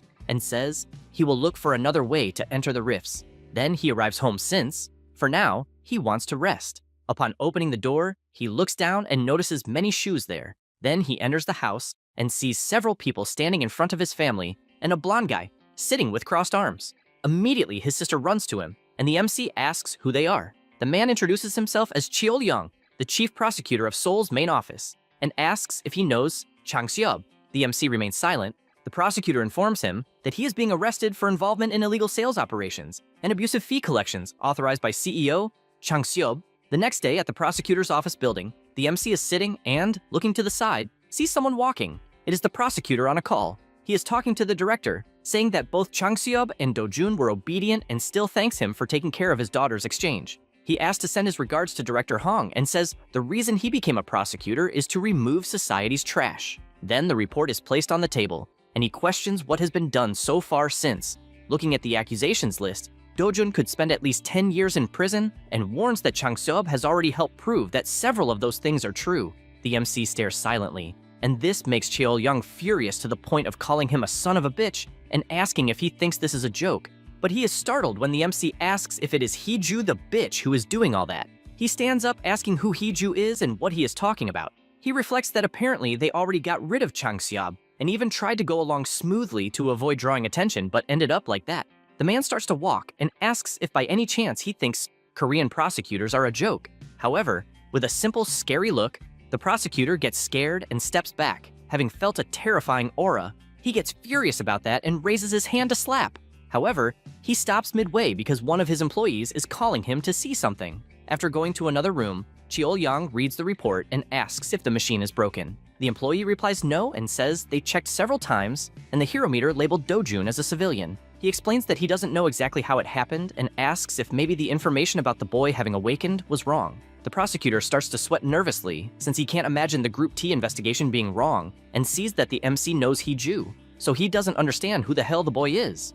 Meanwhile, the MC remains seated. He reflects that it finally makes sense why Korean prosecutors are called mad dogs and doesn't know if he should completely destroy that place or not. and still needs to flee somewhere with his grandmother and sister. At that moment, someone opens the door. It was Julian who, seeing him, asks what he is doing there. He answers that he honestly has no idea. She asks him not to do anything and not to stall the prosecutor's office because, although it seems absurd, if he uses force there, it will be much harder to deal with the consequences. He asks if she's going to help him. She answers that she knows he did nothing wrong, and if he knew nothing, it would be one thing. But since he knows he did nothing, then it means he was wrongly accused. That's why they need to take care of this immediately. The MC smiles, asking if she is serious. She explains that the Hero Association will take over the investigation and that she will keep an eye on him since he has a false hero registration and illegal entries through the portals. However, he interrupts her, asking about his family. She pretends not to understand, asking if he thinks she is his secretary and why she should know about his family. He stares at her while she looks away until she asks him to relax since his family is safe. Dojun thanks her for that and says he will reward her for what she is doing. Joyeon blushes and asks for patience so this can be resolved as quickly as possible. What she chose was not to prove the MC's innocence, and prosecutor Cheol Young was fired after it was discovered that he accepted bribes and made illegal requests. And a fair investigation confirmed that Dojun had nothing to do with the incident. Him being punished for using a false registration was thanks to Joyeon's defense that everything ended with him being formally released. They were driving together when the radio announces that currently in the United Kingdom, a monster never seen before came out of the portal and is attacking civilians. 4 eyes and a potent venom. The MC doesn't even let the radio finish and says the monster is a Makashian. She is surprised hearing that and asks how he knows that since it's a new monster, so only the association knows its name, but he just keeps looking ahead. A monster's name is not something decided alone, and every magic stone has condensed energy that generates unique information about monsters. By analyzing, it is possible to identify the name and other information. Currently, this is possible on Earth through science, and in the ruined world, it was through magic. And since the same monsters appear in both worlds, Dojun knows most of their names. He warns that they can easily deal with a Makashian using the red ant flower extract. She asks more about it, and he explains that although it does not harm humans, it is very dangerous against a Makashian, since if thrown at this monster, it will prevent it from jumping as it normally does. She remains silent listening to this information until she asks exactly who he is. The car continues its journey, and the MC stays silent. Suddenly, he says he wants to know something, and, with his assassin intention, asks what will happen if he finishes Hiju. Elsewhere, Hiju is biting her nails, outraged with everything that is happening. Her secretary is in front of her and tells her everything that happened. She questions why the hell Joyeon got involved. He answers that he is not sure about the relationship between the two or how they met. Hiju can't hold her anger and calls the rank S a bitch, also asking who she thinks she is. She stands up, furious, since she doesn't understand why the report says Dojun is not a hero, as she is certain he awakened as one. He replies that they are also investigating this since it was clear he had awakened, and speculates whether the boy used some trick to pass the detector. Though it's just speculation, the woman's expression changes completely, and she orders them to call rank S Young Pio, informing that the reward is now 30 billion to get the job done quickly. However, upon hearing this offer, he replies that he can't do anything with 30 billion and therefore wants double. The employee asks if that isn't a bit too much. He answers obviously not, since from Hiju's perspective, no one is better than him, and to solve things 60 billion won't be anything for someone like her. He changes his look and says Zhao Yan is involved, so the minimum he should receive is 60 billion for having to fight a rank S. The employee admits the woman is really dangerous. At this moment, Young Pio slams his foot on the table, scaring the employee. He approaches and questions if he really knows nothing, since rank S are not all the same, and warns he could finish Zhu Yeon's race in 20 minutes. Then he asks if there was a response from the association, and he answers that the United Kingdom said they couldn't increase anything else, and the association already announced they are selecting heroes to be dispatched on the mission. Young Pio thinks that's a pain, and turns around saying the association idiots are even greedier, and asks when they will leave. He replies in 3 days, and it will be a trip with the Japanese heroes. The rank S watches through the window, thinking about the Makashian, since it's a new monster whose weakness is still unknown, and believes that if he discovers it, his value will increase even more. Meanwhile, in England, strong thunder is falling from the sky, and the monster is running after people. He stands before several heroes, and raising his claw, attacks and hits the ground hard. Then everyone shouts to attack, and a fierce battle begins between them. All the heroes use their magic until finally, one of them manages to cut the monster's head, which falls hard on the ground, lifeless. They breathe relieved until they look to the side and notice more monsters approaching, and, having seen it too late, the white-haired is attacked and finished. The British heroes are doing their best to hold the monsters on the battlefield, but with little information, they can hardly do anything against an unknown enemy. The defensive line has already collapsed, and the monsters are less than 60 kilometers from the capital, London. At that moment, something shiny begins to fall toward the Macassians, and they, who had their eyes activated, simply go out and fall hard to the ground. Absolutely all the monsters that were hit. At the top, a helicopter can be seen, and the heroes celebrate, saying that Zhou Yian was right since the red ant extract worked perfectly, and the Macassian can no longer get up. The heroes look at her, as they do not believe she is someone so skilled. Zhou Yian shouts to her team to finish off the monsters that are immobilized, and with that, she joins the attack along with everyone. The next day, all the reporters are gathered waiting for the interview. One reporter asks if everyone is there because of Zhou Yian, since she had an incredible performance in the United Kingdom. The Four Eyes answers yes, since she was the heroine who discovered the Macassian's weakness and saved the United Kingdom from despair. While the man was speaking, another's eyes shine because in front of him was the rank S heroine. Everyone immediately starts calling her, asking how she discovered the unknown monster's weakness. They also interview young Pio, asking for his opinion since they heard he was the one who finished off the most Macassians during the mission. The reporter says that a group of 200 people, including 2 rank S, returned to the country, and as everyone imagined, Korea is proud for having saved the United Kingdom. This news was displayed on all the billboards in Korea, including one near where the MC was. He looks fixedly and sees young Pio on the billboard, and this makes him furious, changing his expression instantly upon knowing who he is.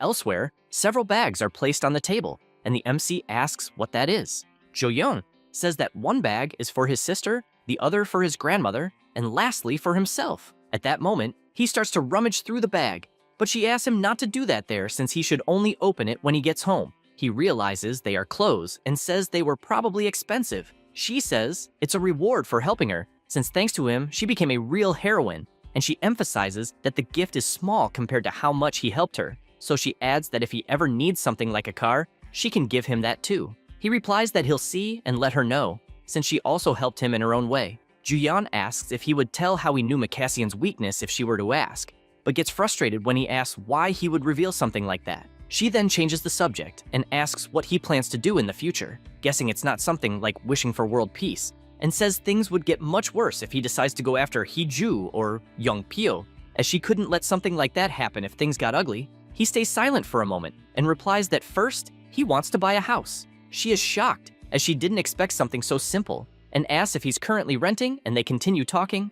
Elsewhere, a party is happening with several girls by the pool. Young Pyo is with them and can't stop thinking about how different Ho Yeon is. He remembers that she knew Macassian's weakness, and it was as if she was hiding that fact. The two were on the plane, and he asked if it was really true that Dojin crushed a prosecutor's head with one punch, and that the idiot Cheolwoo was there when it happened. Jo Yeon removes her eye patch and replies that, first of all, it was his cousin who started it, and says that from what she heard, Cheolwoo tried to kill the MC by taking him to a portal, and that even the day they fought, it was Cheolwoo who started it. He smiles sincerely, and getting closer to her, says that Cheolwoo really acted without thinking, but emphasizes that they are cousins, and that now he has reasons to go after Dojun. The two stare at each other for a moment, and she just turns away, telling him to do what he wants, since she won't get involved in that. He is confused because he thought she would complain, so he believes their relationship isn't as good as he thought. She says once more that she has no reason to do anything. Back to the present,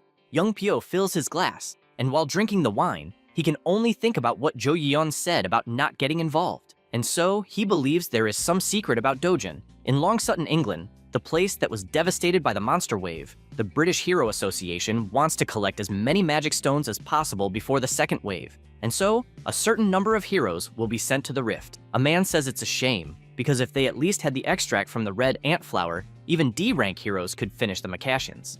Another man agrees, saying that if they had discovered it earlier, they could have gotten several magic stones too. That region is where a monster wave already happened and it can no longer be closed. The man says he heard that the monsters from the second wave will be different and believes it will be worse because they don't even know what kind of monster will come out.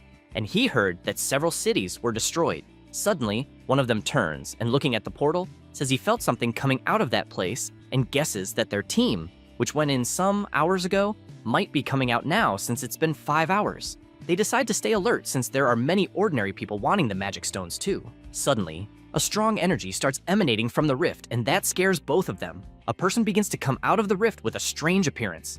The man is frightened since it's neither a hero nor the army commander, and so he orders them to call headquarters immediately. However, the monster in human form raises his hand, and some magic circles appear around the two. They begin to float while the monster walks away. One of them draws 3 knives and throws them instantly. However, all of them are blocked, and the new monster calls them weaklings. He then closes his fist, and both have their bodies crushed without even moving from the spot.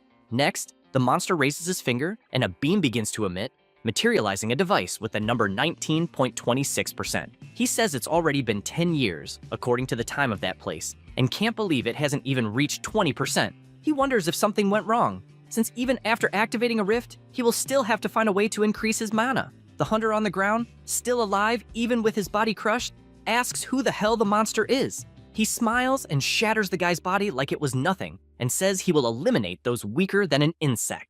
Meanwhile, in Paju, the MC is walking peacefully until he looks to the side and notices an intense tremor. At the same moment, several monsters come out of the ground and start piercing all the terrain beside him. He calculates the width of the holes, and, with his hand on the ground, realizes that there are 26 monsters within a radius of 100 meters. So, excited, he looks forward to how many of them will survive his attack. Without thinking twice, he fires his fireball, which, in the same second, causes several colossal explosions in each hole formed, and all the monsters are thrown high into the air with such force. He observes the destruction he caused and smiles at the power he possesses. Meanwhile, at the Hero Association, the president asks about the MC, since he wants to know what everyone knows about him. The executive director says that he is a difficult young man to deal with. In addition to having received confirmation that he really is a hero, Tai Wang finds this strange and comments that, as far as he knew, the boy's identification device said he was just a civilian, and the director says he did not receive any information about it. Songchul interrupts and says that he is nothing but an insolent brat, since if the Hero Association asks for something,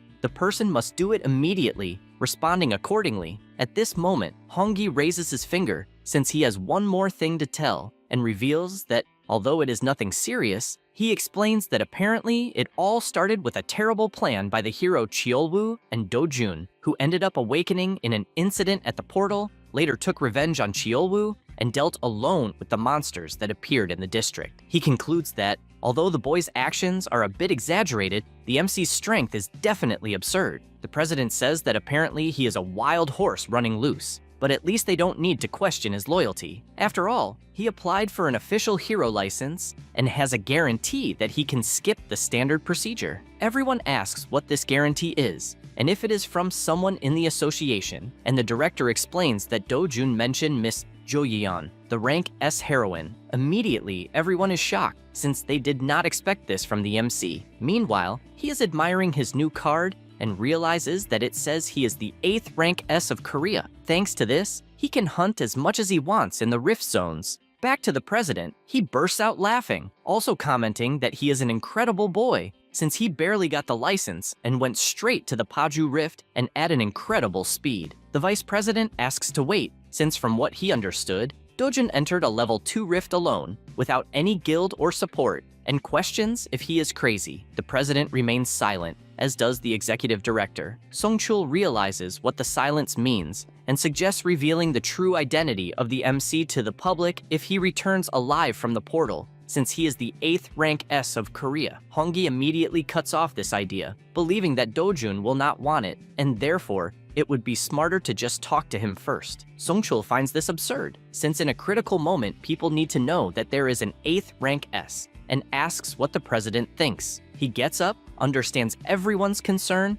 and says that he will see the MC personally. Meanwhile, Do-jun is fighting, and the more he kills, the more monsters appear. He activates his fire ability and cuts all the monsters at once. Since he is not very patient, he finishes killing them all, and, after deactivating his ability, he takes a deep breath since, as expected, he consumed too much mana and therefore decides to go after a weapon. He goes to the hero complex in Gansan. Upon entering, the seller politely asks him to provide the name of the person who made the reservation, but the MC just throws his backpack on the counter and asks to make a weapon with the items he has. The employee responds that they only serve people who made reservations and therefore asks him to go to another store. Do-jun changes his gaze and points out that they answered the phone saying they still had several reservations, and even so are implying that they don't want to accept. Boku says that all reservations are already filled, and since they are out of time, they should go to another shop as there are other good blacksmiths in the city. The MC, without patience,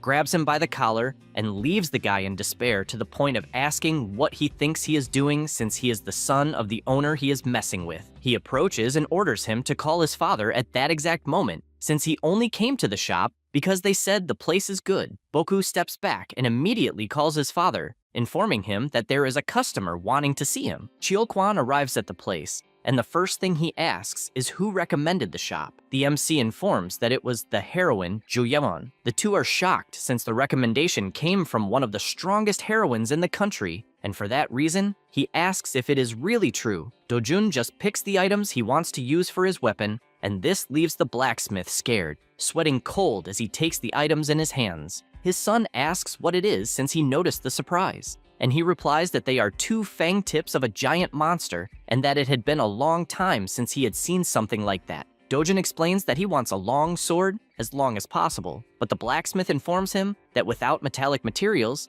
if he stretches the sword too much, it will have no durability, and therefore he can only make two medium swords. However, the MC questions if maybe he is the one who doesn't know how to make it. Both are outraged by this accusation, but Do-jun continues his explanation, since he only wants a long sword and even wants the mana absorption to be as high as possible. The old man is already trembling with anger, and his son shouts, since a nobody arrived at the shop accusing them of knowing nothing, and therefore he grabs a sword to show that his father can make something of at least level 3 absorption. Do-jun observes the sword and comments that it is probably at level 5. With that, he starts putting force into the blade, overflowing an intense aura that leaves the two blacksmiths scared, since in the blink of an eye, the sword broke entirely in his hand, leaving only the crumbs falling to the ground. With that, the MC warns that if it is to create trash, it is better for him to retire, and both stare at each other with hatred in their hearts. After leaving the shop, he goes to a portal and soon encounters a monster. He finds it too noisy and prepares his skill. At the same instant, the Cyclops tries to trample him, but he moves at high speed, standing face to face with the giant,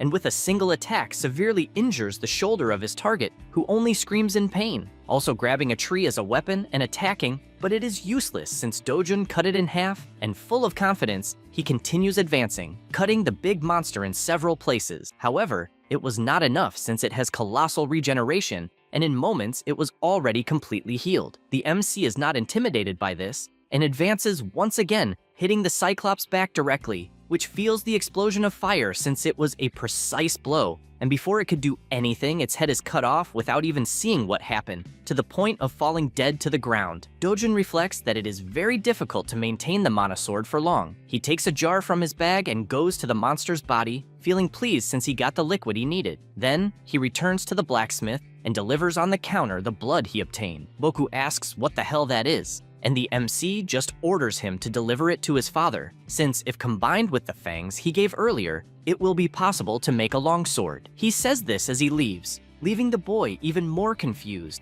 asking at least to tell more details about it. He just continues his journey, imagining that he already got all the basic materials and only lacks one specific item to improve mana absorption. He is even aware that this particular material exists only in one place in the world. The next day, Jo-yeon's phone rings and she answers asking what he wants, and gets confused since from what she understood something was said about Brazil. Still at the pool, the heroine is relaxing with her friend and decides to ask if the association will send a hero to Brazil. In-jo replies yes since the two governments have allied, and also points out that the monsters are very violent but give many mana stones. And since the payment is high, the guild decided to go. She even comments that the two of them will go together and will also take the MC. She gets embarrassed hearing this, and her friend says that he is the 8th rank S hero everyone is talking about. Jo-yeon pretends not to understand and says she knows nothing, but her friend soon realizes something is going on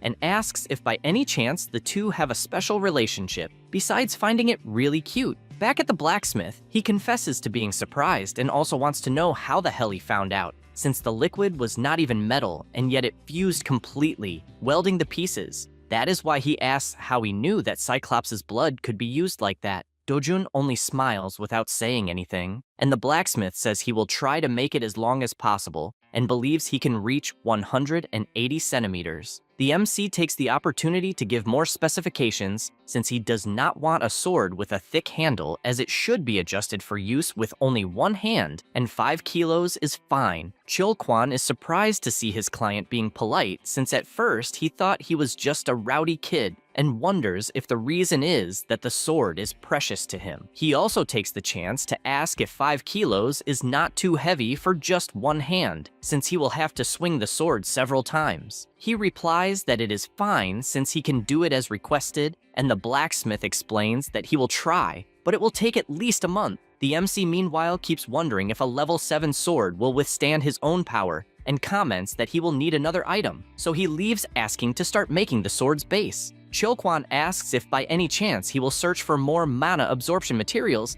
and is soon surprised, wondering what item it is that Dojun said he would need. A few days later, a car arrives and the MC thanks her since he will make good use of it. Zhao Yan says it was nothing and asks if he thought she had no money, since a car of at most 1 million is nothing. He smiles, saying that it is enough, and she becomes terribly embarrassed with that smile. While he looks at the car, she asks if something is happening in the association. Dojun replies that apparently the superiors want to reveal his identity, so they will pay for it. She is surprised hearing this, and says the president is a very fair person in that regard. He prepares to enter the car, saying that the negotiation did not work out, and she asks him to go easy, even saying she would be grateful if he could take into account that she herself is helping. She then gets into the car as well and says that the association is in chaos because of the problem that collapsed in Brazil, and that as soon as things calm down, they can talk about the president. He is surprised about Brazil, and she explains that apparently they are going to completely isolate the rift zone. With both close to each other, he asks if by any chance she will also go. Zhao Yan starts sweating cold with so much embarrassment from being so close, and replies that she will. Dojun, all gallant, says that then the two of them will go together. That only makes her even more embarrassed. At the same time, somewhere else, Hiju is furious and asks young Pyo what more he wants. He replies that it is not time to be stingy, and she retorts since she gave 30 billion in advance, and therefore wants to know when he will do something. He questions who else would help her, and she answers that there are several people around the world who would kill a hero without hesitation for money. Young Pyo laughs at this, since apparently the woman knows nothing, and says he will give her a bonus piece of information revealing that the MC is a rank S hero, the 8th in Korea. She is in shock since she does not believe that an idiot became a rank S, and asks if he is trying to trick her again. He finds that distrust funny and says that if she does not want to believe it, she just has to wait for everything to explode. Then he prepares to leave. Hiju asks him to wait and, desperate,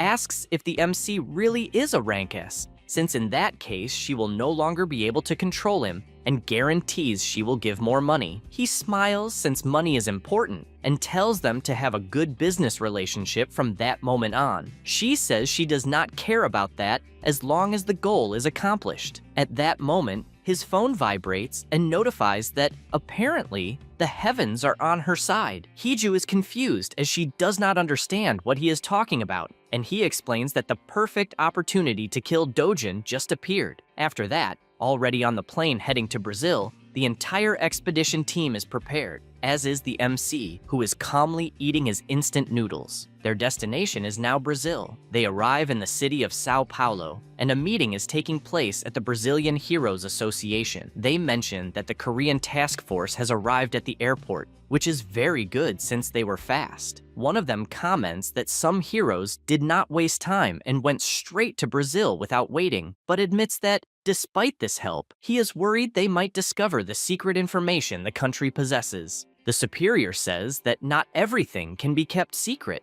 and, therefore, They must just keep it under control until the mission ends. He sighs and imagines that the legendary Brazilian hero named Mirai was defeated and killed by an unidentified creature. And honestly, it could not even be called a monster, since what they saw on the black box was clearly a human silhouette. This makes him question what the hell happened in the Eastern Zone. Meanwhile, a lecture is being given to the Korean heroes, and Jo Yeon, worried about the MC's absence, messages asking where he is since the meeting has already started. He replies that he is on the plane, and she does not understand, as he was supposed to have gotten off with them earlier. The MC explains that he had a connecting flight, as his destination is farther away, and she asks where he is going. He replies that he is going to Santarem, and Jo Yeon is shocked, unable to believe he went alone to the most dangerous rift zone. The meeting continues, with the Brazilians explaining about the rifts, and afterward, at the hotel, Jo Yeon rushes to a taxi, but before closing the door, someone holds it. It is Young Pyo,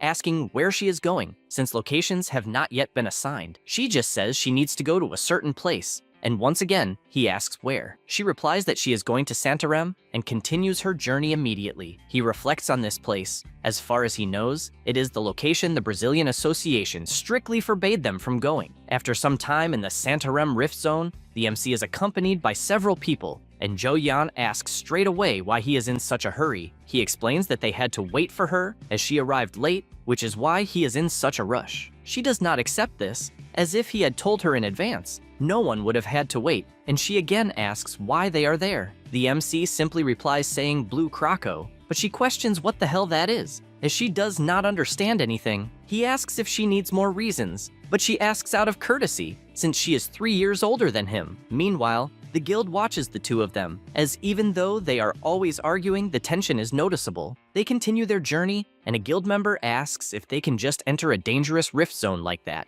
and another replies that it is fine since Jo Yeon is present and points out that the MC is also just a rookie. The guild member laughs and affirms that Dojun may be a rookie, but he is definitely the best of all rookies. The two are confused by this and ask if he is really that good. Meanwhile, the MC continues talking with Jo Yeon, and she asks him to wait a moment, wanting to know if he entered the rift to clear it all by himself. He responds that he is only there to collect some materials, so it does not make sense to clear everything. She is surprised, as she did not expect that. Suddenly, a giant monster hand appears and hits one of the team members directly, throwing him far away. The Lancer yells for everyone to get into formation and, after looking ahead, worries, as the monsters appear far more terrifying than in the photos. Everyone is concerned, as it seems the situation has become much more dangerous, until the MC draws his sword and tells everyone to stay away. Furthermore, he remembers the blacksmith saying that it would not be easy to take the heart of the Blue Croco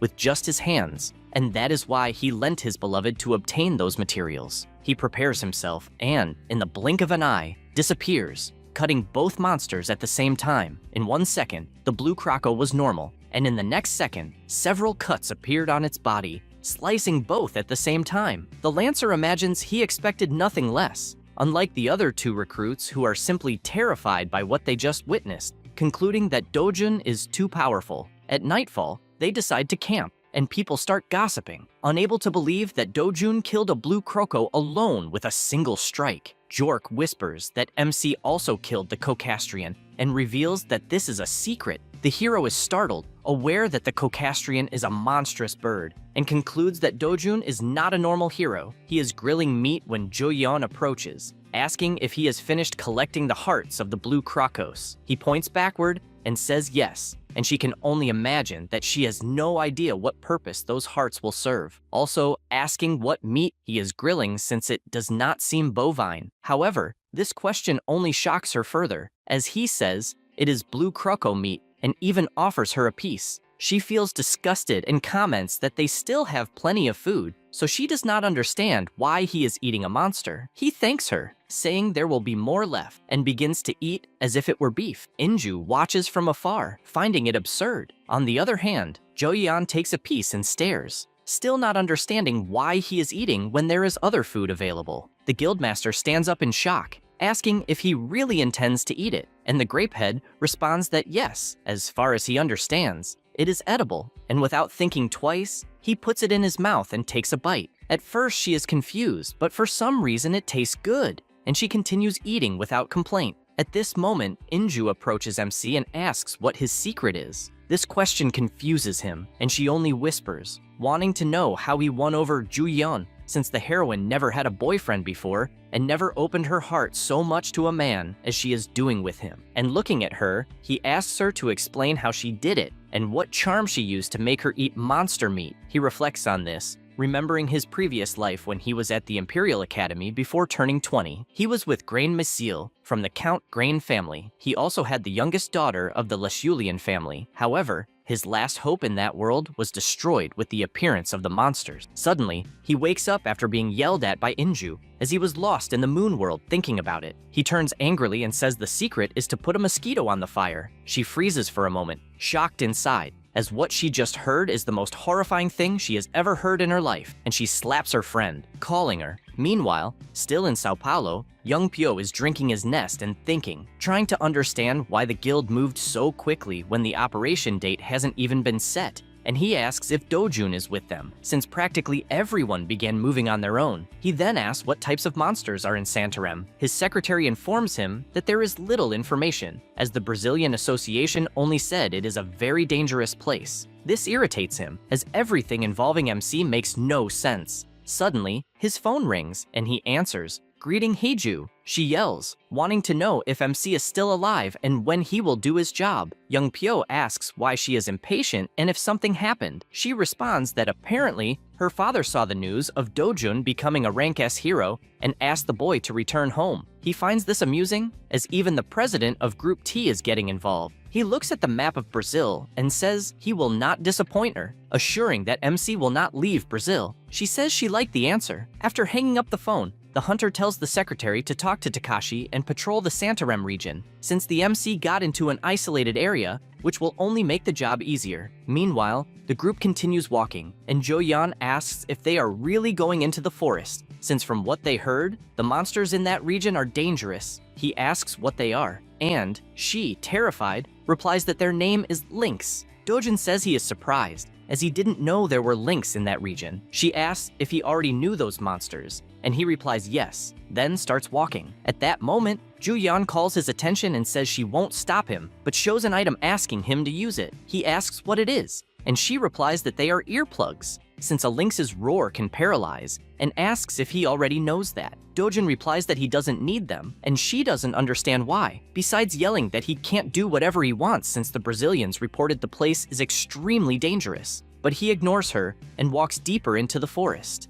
After nightfall, the group keeps walking until they encounter a monster in front of them. It was a lynx whose aura alone showed it was extremely powerful, enough to scare the whole group. Immediately, the guild leader shouts for everyone to cover their ears. However, the MC shows no reaction and just stares in the direction of the monster. The wolf begins its deadly roar, and everyone covers their ears except the MC, which puzzles her, as she has no idea why he isn't covering them. At that moment, Dojun picks up a stone from the ground and activates his fire ability. Then he throws it with full force at the lynx, and everyone notices that the noise simply stops as the monster begins to flee. The MC wastes no time and chases after it while the girls try to understand what happened as the monster's roar suddenly stopped. They decide to follow Dojun until they realize they are facing several lynx. One of them emits a terrifying gaze, and everyone freezes in fear. Even Jo-yeon, who despite being rank S, is mentally affected by the power. At that moment, the MC covers her eyes with his hand and tells her that what paralyzed them was not the roar. He explains that what paralyzes people are the lynx's eyes, and asks her to keep them closed. Then he grips his sword and walks toward the monsters, and with his flaming sword, he slices through the air, wanting to test the sword style of the Bandayan family. Activating the first form, Kilida's miraculous fold. He points his sword forward, forming a ball of power at the tip. The monster immediately feels the intense pressure of the sword,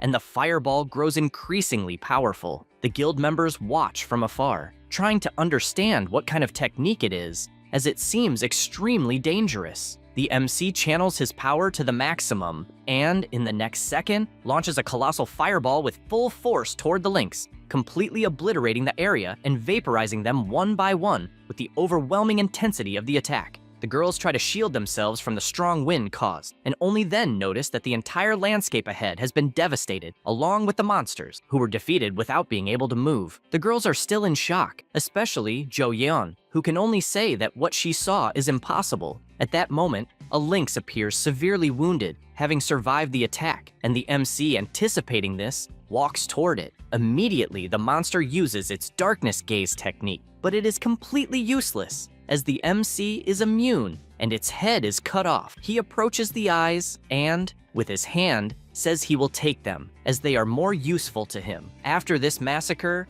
everyone admires him, including the guild leader and Jo Yeon, unable to believe the absolute power they witnessed, as it is beyond human level. She starts to wonder if, by any chance, his level could be higher than Alphonse's, and believes he might be at Lester's level, since he is the strongest hero in the world. As they walked, some zombies began to appear. The guild members commented that a monster has no sense of the situation, since they are undead and have no brains. Because of this, the monsters attacked, but at the same second, one of them took a punch to the mouth, exploding its head with extreme ease by the MC, who after doing that, simply disappeared, and with his high speed, started obliterating them one by one, and heads rolled in all directions. A complete massacre. The hunters just watched, as there was absolutely nothing they could do. After all were killed, Jo Yeon caught Dojun's attention and asked where he learned to wield a sword, also wanting to know about the red dot that kept appearing from the sword. He paused to think about the way she was speaking and asked why she was asking and if by any chance she wanted to learn. She became excited, asking if she could really learn. Dojun thought about it, since in such a peaceful world, he normally wouldn't need it, and so he questioned how often she would use the power. She became furious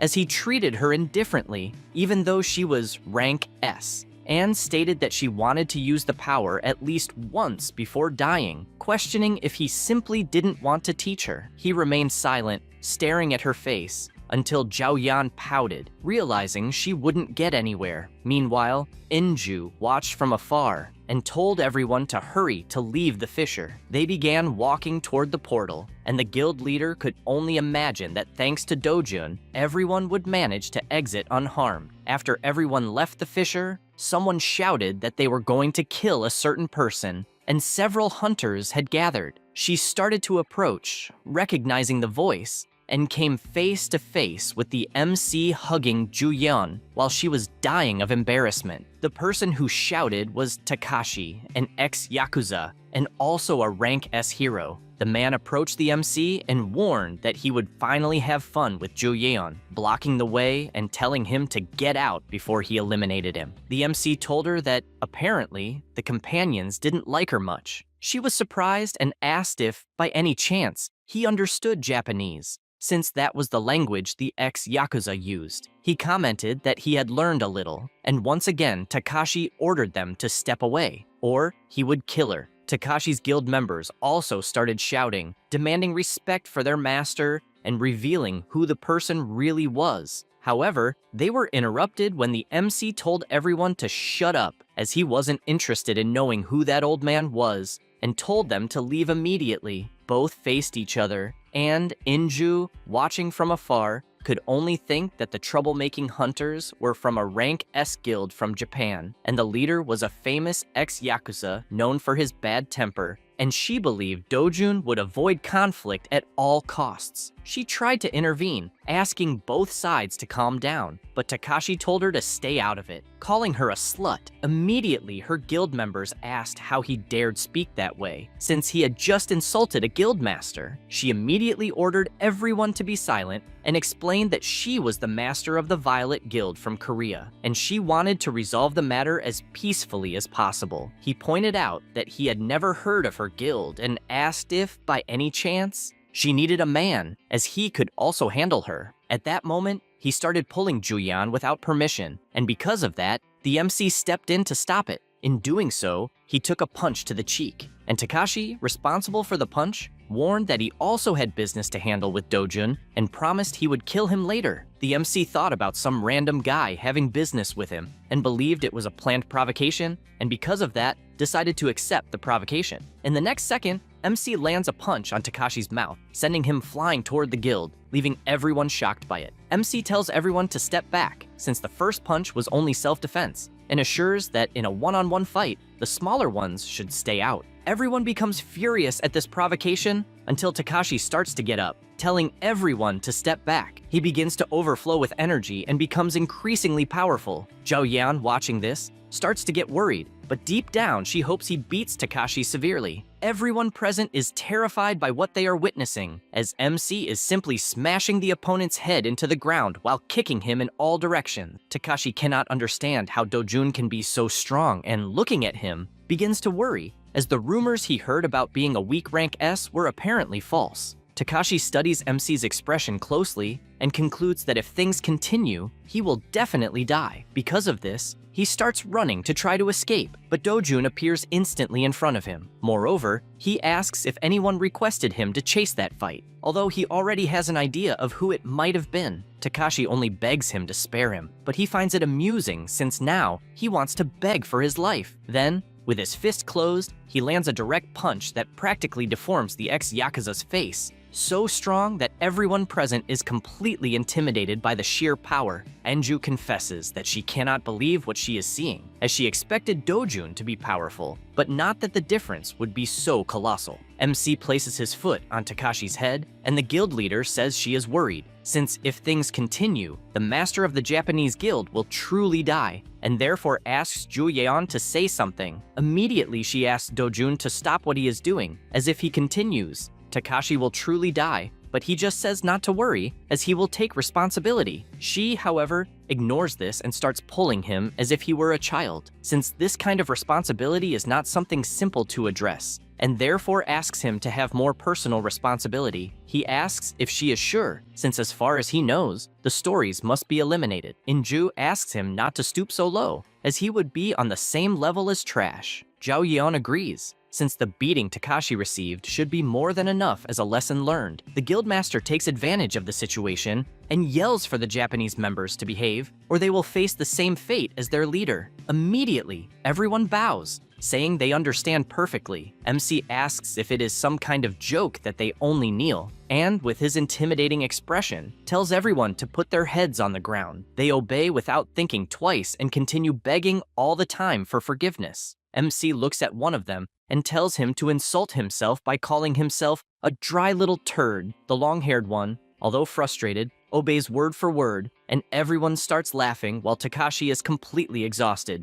unable to do anything. After this, still in Sao Paulo, the president of the Brazilian Association looks at the report and, seeing the two Korean girls in front of him, cannot believe the absurdity he read. After all, a rank S hero was beaten to the point of being nearly crippled, and the opponent was just one man. And since Takashi was the only victim, he already imagines who could have caused this damage and laments, as he expected Korea and Japan to work together. He states that the report is accurate, and therefore there is nothing for the Brazilian Association to intervene in, and thus says they will hand the case over to the Japanese Hero Association and await their decision. Enju agrees. The association leader asks if anything unusual happened at the Santarem Rift. They are confused by this question and respond that nothing particular occurred. Then he comments that Dojun's name appeared the most in the report, but does not understand why he is not present. They try to stall and respond that MC was busy packing his bags. Meanwhile, at the hospital, Takashi is completely terrified since none other than Dojun is standing in front of him holding a bouquet of flowers. He tells him to stay quiet as he is on an official visit to the hospital. Then, holding one of the lynx's eyes, he points directly at Takashi's eyes, who becomes instantly hypnotized. The MC asks his questions, and the guildmaster explains that because of trash like him, he caused problems for the Korean guild, in addition to saying that the Yakuza group is shit. The MC begins to leave the hospital, thinking about that last phrase said about the most famous terrorist group in Japan.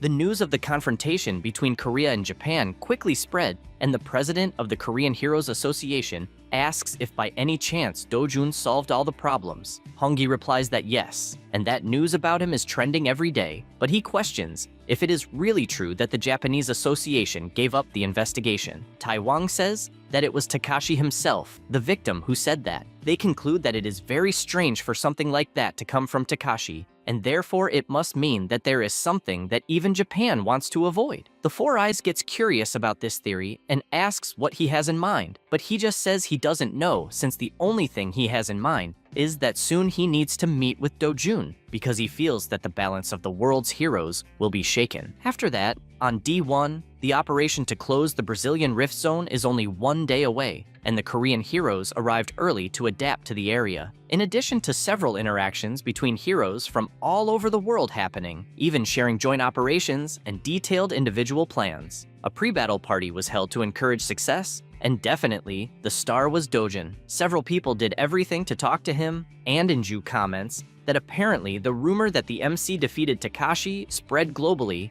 and even though everyone talks about it, Dojun doesn't brag about anything, which makes this feat even more incredible. Jo-yeon just watches from afar, immersed in thoughts. The clan leader notices that her friend is daydreaming, and looking to the side, she sees a woman running toward the MC. She knows that the woman in question is Gloria Tyler, an S-rank heroine who is #1 in the world, ranking of most handsome heroes. Seeing this, Inju slaps her friend to wake her up and starts shouting, asking if that is enough to ruin her mood, besides wanting to know why she is sitting when she should act right away. The MC hears the shouts, and seeing Jo-yeon by his side all shy, he just smiles. At the same time, Gloria says goodbye and calls the MC Castle. Jo-yeon gets confused and asks who the hell Castle is. Dojun replies that it is himself. She is surprised by this and asks if by any chance he had an English name. He explains that the name he used before Dojun was Cassell. Jo-yeon gets thoughtful about this since she never imagined that he had lived abroad as a child, and there was nothing like that in his records when they checked. Besides that, she gets sulky because he never told her anything about it. Meanwhile, Young Pyo observes the two from afar, and all he can imagine is that Takashi is a bastard for not being able to defeat a simple kid. He starts drinking his alcohol, since he is determined to interfere on his own, but hears something at the same moment, because as he passes by the two, he hears Ju-yeon telling the MC to be careful, because even though she knows he is strong, he has to take into account that enemies are not always fair. She reveals that Takashi has some close allies as well as other complications. The MC says that he is already aware since he knows that these close people are just like Takashi, cowards. Weak, but pretending to be tough, and smiling, he says that this will not be a problem. Then he turns in Young Pyo's direction and says that it will not be a problem at all. Immediately, the S-rank feels that look and also turns with blood in his eyes. Even more when seeing the MC smiling, he furiously clenches his fist and guarantees that he will kill him with his own hands. Later that night, the guild leader confesses that it is the first time she sees something like this since they are in front of the Santarem Rift Zone and the entrance is extremely dark.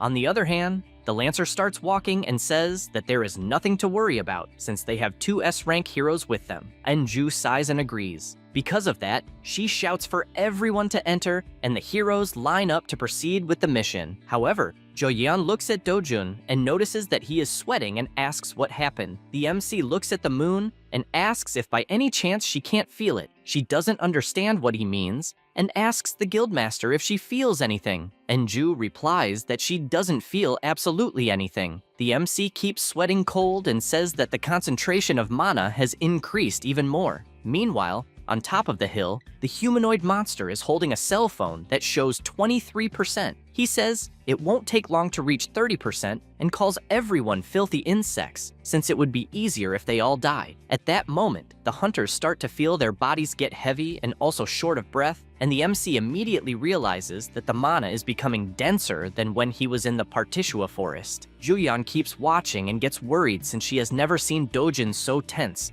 concluding that something extremely dangerous is nearby.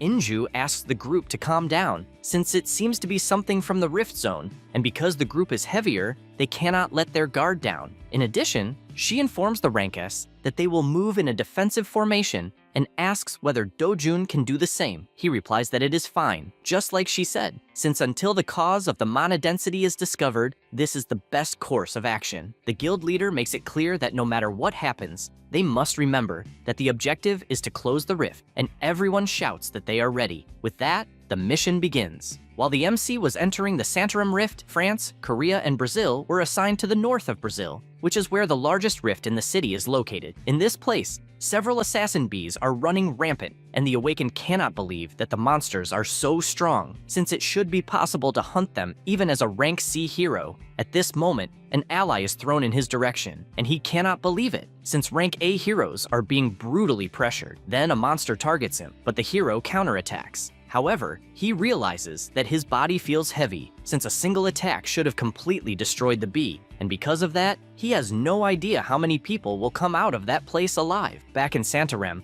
the leader dodges an attack and notices that several orcs are approaching. Jorge comments that he finds it strange, since they do not seem to be ordinary orcs, as they are not supposed to be that strong. They launch an attack and land a blow to the monster's head, which shows no reaction at all. In addition, the orc raises his axe and nearly lands his attack, being saved at the last moment by Jo-yeon, who tells everyone to be careful. She advances once again, and heading toward the orc, dodges all of them in order to land a kick from behind. Next, she jumps and lands another kick from above. A second orc appears to attack her off guard, but she dodges, and the attack hits the first orc instead. The rank S takes advantage of the chaos, and once again appears attacking, landing another powerful kick that sends the monster flying far away. The Awakened are surprised, since for a moment, they had forgotten just how powerful the rank S is. One of the monsters lets out a powerful roar, and the MC lands a punch that sends it flying away. The captain becomes concerned, since they are facing something this difficult right at the entrance of the rift, and even with two powerful people, closing it will not be easy. Jo-yeon approaches the MC and asks what he is looking at on the monsters. He replies that the black aura he is seeing on the creature is a problem. She does not understand what he is talking about,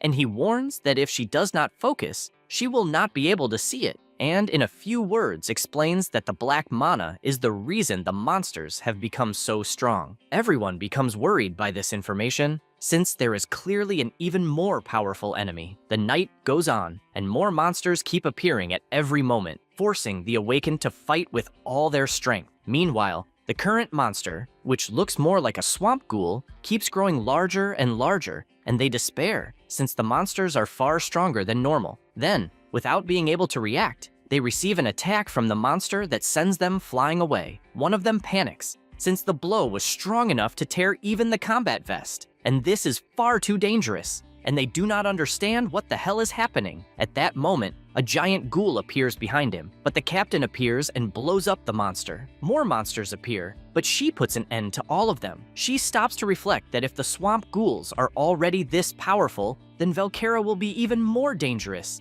And this is definitely a strange rift. Only then does something cross her mind, as it might be that this is happening in rifts all over the world, and not just in Brazil. Meanwhile, in the rift near Manaus, an Awakened is running with all his strength, since he witnessed even the powerful Brazilian Awakened Arvado die, as well as the Frenchman David. And all of this because of the single monster, Valkyra. The MC explains to Jo-yeon about Valkyra and says that all of them are infused with dark mana, and that, because of that, it is better to be careful. She asks whether that so-called darkness is the black aura around the monsters they killed. He replies that it is, and she blows up one of the swamp monsters. She continues trying to process what this so-called mana is, since it seems more like something from magic games, and she becomes worried because it feels more like a joke, as she cannot believe that mana actually exists in that world. The MC responds that the biggest difference between heroes and ordinary people is precisely mana. A monster approaches, and in the blink of an eye, he blows up everything in front of him, while imagining that a world without the concept of mana would be a peaceful world, but he believes that such peace would not last very long. Saying this, he goes on to annihilate all the surrounding monsters. Jo-yeon approaches him to see if she understood correctly, since from what she noticed among the types of mana, that darkness is one that makes monsters stronger. He says yes, and that, by comparison, it is like an athlete who used some kind of drug to gain more energy. She says she understands, but has no idea how he knows this. Dojun replies that in fact, it is strange that she does not know something like that. Next, the captain gives instructions that they will go straight through the monster swamp, and following the MC's warnings, basically the areas where Valkyra appears are the most dangerous. Then, after advancing for some time, she orders everyone to stop and tells Dojun that apparently they have found it, since it looks very much like Valkyra's food nest, just as he described. After all, there are several monsters wrapped in webs to serve as food. Inju shouts for everyone to be careful, as there must be one nearby. However, the MC responds that there is not, and using his power, reveals that it is actually something more dangerous, and that, fortunately, they found it quickly. Everyone is startled upon seeing him use firepower, to the point of wondering if he is a mage. But the MC simply fires his attacks. Since what is most dangerous, there are the cocoons. He sets them all on fire, and explains that Valkyra is using dark mana and will no longer use those monsters as puppets, and warns that if they do not deal with it soon, the number of monsters will increase and they will end up dying, which is why they need to go after Valkyra at once. Everyone is shocked by this information, and Inju admits that she is surprised, since it is Dojun's first time in that place, and yet he is not lost at all, and the more she looks, the more incredible she finds him. The others think the same, since at first they thought that he was just a strong guy, but that level has already surpassed human capacity. At that moment, Julian goes up to him and, asking him to be honest, wonders if by any chance this is his second life or something like that, like in isekai games. He laughs at that and imagines that it could indeed be considered a second life or something similar. Then, he asks how far they are from the core of the rift. She says that as soon as they leave the forest, they will be halfway there. He then says that they will finish it that same day. This leaves the two girls surprised, since it seems impossible. The leader tries to explain that it may seem possible for him, but not for the guild members, since most of them have used almost all the strength they had. He notices the situation everyone is in, and then asks everyone to rest, since he will take care of Valkyra and return shortly afterward. With that, he runs off at full speed. The captain cannot understand how the hell someone still has so much power even after fighting so many monsters. After running through the forest, Dojun looks in all directions until he finally finds his target, which is right ahead. He appears with his sword,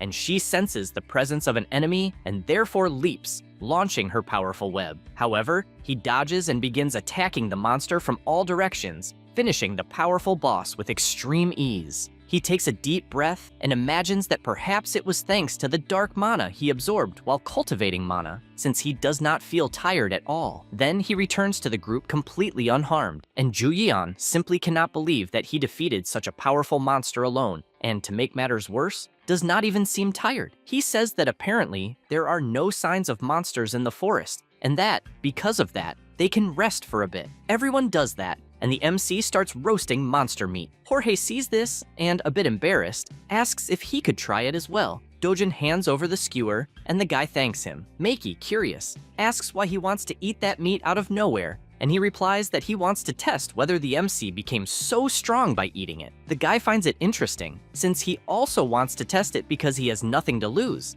and they start eating like crazy. Seeing this, Dojun finds it amusing, since that meat does nothing other than satisfy hunger. However, he does not want to shatter the awakened one's faith that they will become stronger from it, and because of that, he releases his power as a small gift, buffing the players. They immediately feel the effect and celebrate, since after eating the meat, they felt full of energy. The MC likes seeing them happy, and the captain soon begins to explain that if they continue in that direction, they will reach the rift's core. But since everyone is tired, she believes it is better to leave and return the next day. However, since Dojun said it would be possible to close it that very night, maybe they can take the risk, since they have sufficient supplies. He analyzes the situation and turns to ask Julian what she thinks. She admits that she would be lying if she said she was not tired, since thanks to the mana of darkness, the monsters became absurdly stronger. He thinks about this for a moment, since his plan was to delay closing the rift as much as possible to secure the materials, including the blue heart of a crocodile that can only be found in Brazil. However, the appearance of the mana of darkness changed everything, since variables are never a good sign. With that in mind, he grabs his backpack and throws all the stones on the ground. He also tells everyone to return to the hotel first, and, confident as always, says that he will close the rift alone and return afterward. On the way, he encounters several swamp ghouls, but puts an end to all of them, in addition to collecting all the stones found on the monsters. At the same time, the group is leaving, and Inju asks if Dojun will really be fine. Juyeon says that definitely yes, since the guy had energy to spare along with a confident look. Then the captain comments that she looks a bit pale and asks if she might be worried about him. She finds it amusing and imagines that being a rank S hero like him does not seem fair, since she doubts with all her strength that there exists an awakened one like him anywhere in the world. This time, the MC encounters the orcs, but he also slaughters them. The monsters do not stop attacking, but he dodges and, holding his fireball, fires it in their direction and finishes them all with that single attack. After that, he also collects their stones. At the same time, the group has finally exited the rift and continues walking back to headquarters. On the inside, the massacre continues, with the MC being merciless. He takes the heart that was behind and places it inside a jar. Then, he goes to the other bodies and removes all the stones he finds and realizes that in the end, he obtained quite a lot of material. He puts everything into his backpack and leaves. Meanwhile, at the headquarters of the Brazilian Association of Heroes, everyone is restless until they notice that the rift that was in Santarém has simply disappeared. They do not quite understand what happened, but they celebrate since the rift was finally closed. They wonder where the team from there is, and from what they notice, there is only a Korean team. However, they find it strange, since the guild reported that it had returned from the rift 10 minutes ago. Because of that, they have no idea what is going on. 10 minutes earlier, inside the rift, the two-headed ogre finally appeared, and the MC comments that the monsters evolved rapidly because of the mana of darkness. The orc lifts its leg and tries to crush Dojun, who, upon dodging, realizes that the core is right behind the monster. He prepares his sword to end it once and for all, and, charging his fire energy into the weapon,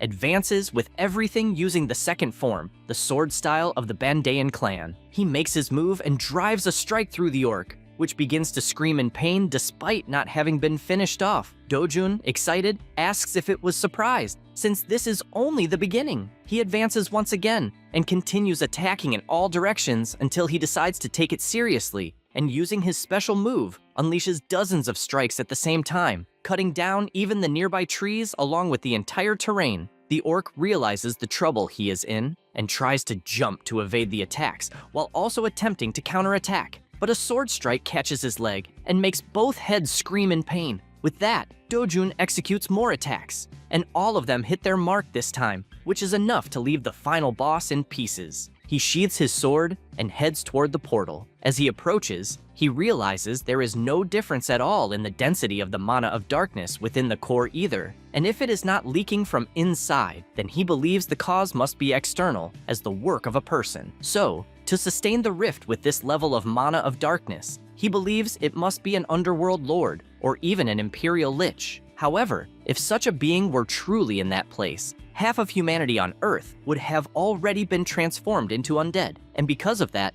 there is no way to be certain. And if it truly is an external problem, it cannot be resolved simply by closing that rift. He clenches his fist and strikes the core with a punch that causes it to crack and shatter completely. Dojun, after completing the mission, says that he needs to find out what is going on. Back at the Brazilian Heroes Association, the president reads the report and finds it unbelievable. After all, on one side, they sent allies from 3 nations, and only one rank S hero returned alive. On the other side, one team closed the rift and everyone returned alive. The staff member reports that there is urgent news coming in from all regions and that most teams failed to close their rifts. The president says he will organize all the information and issue a new report soon, but finds it strange since it was an unexpected result, even though there was a rank S hero at each rift, and the only team that succeeded was the one from Korea, led by Juyeon. The staff member says it is difficult to even call it a Korean team. The president does not understand what he means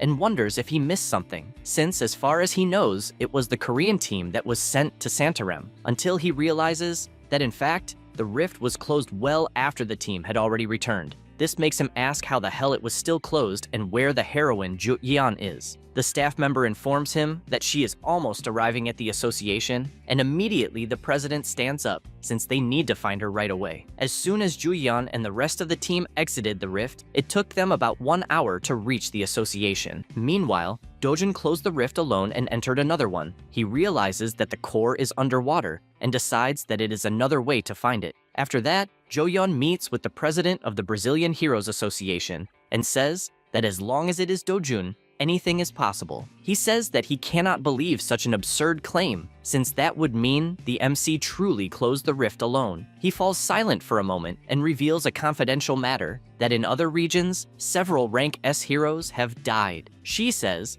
that if it were not for Dojun, she would have met the same fate. The president can no longer think clearly, as it is something hard to believe, in addition to the story of the monsters having been strengthened by this so-called mana of darkness, along with the surreal power capable of surpassing a rank S. Amid this confusion, he asks if she is saying that Dojun managed to surpass all possible levels. She simply nods in confirmation. The president then mentions that there are reports that several other rifts were closed in the south minutes ago. She says that they are probably rifts that were not affected by the mana of darkness, but even so, they must not lower their guard, since the level of danger is much higher than they had imagined. The president takes his phone in hand and asks if by any chance the color of the rift entrance was different. She replies that yes, since at the moment, that is the only way to confirm it. Then, immediately, he contacts everyone, ordering them to check the entrances of all the rifts in Brazil. With everything resolved, Julian gets up and, after walking for a while, calls the president of the Korean Association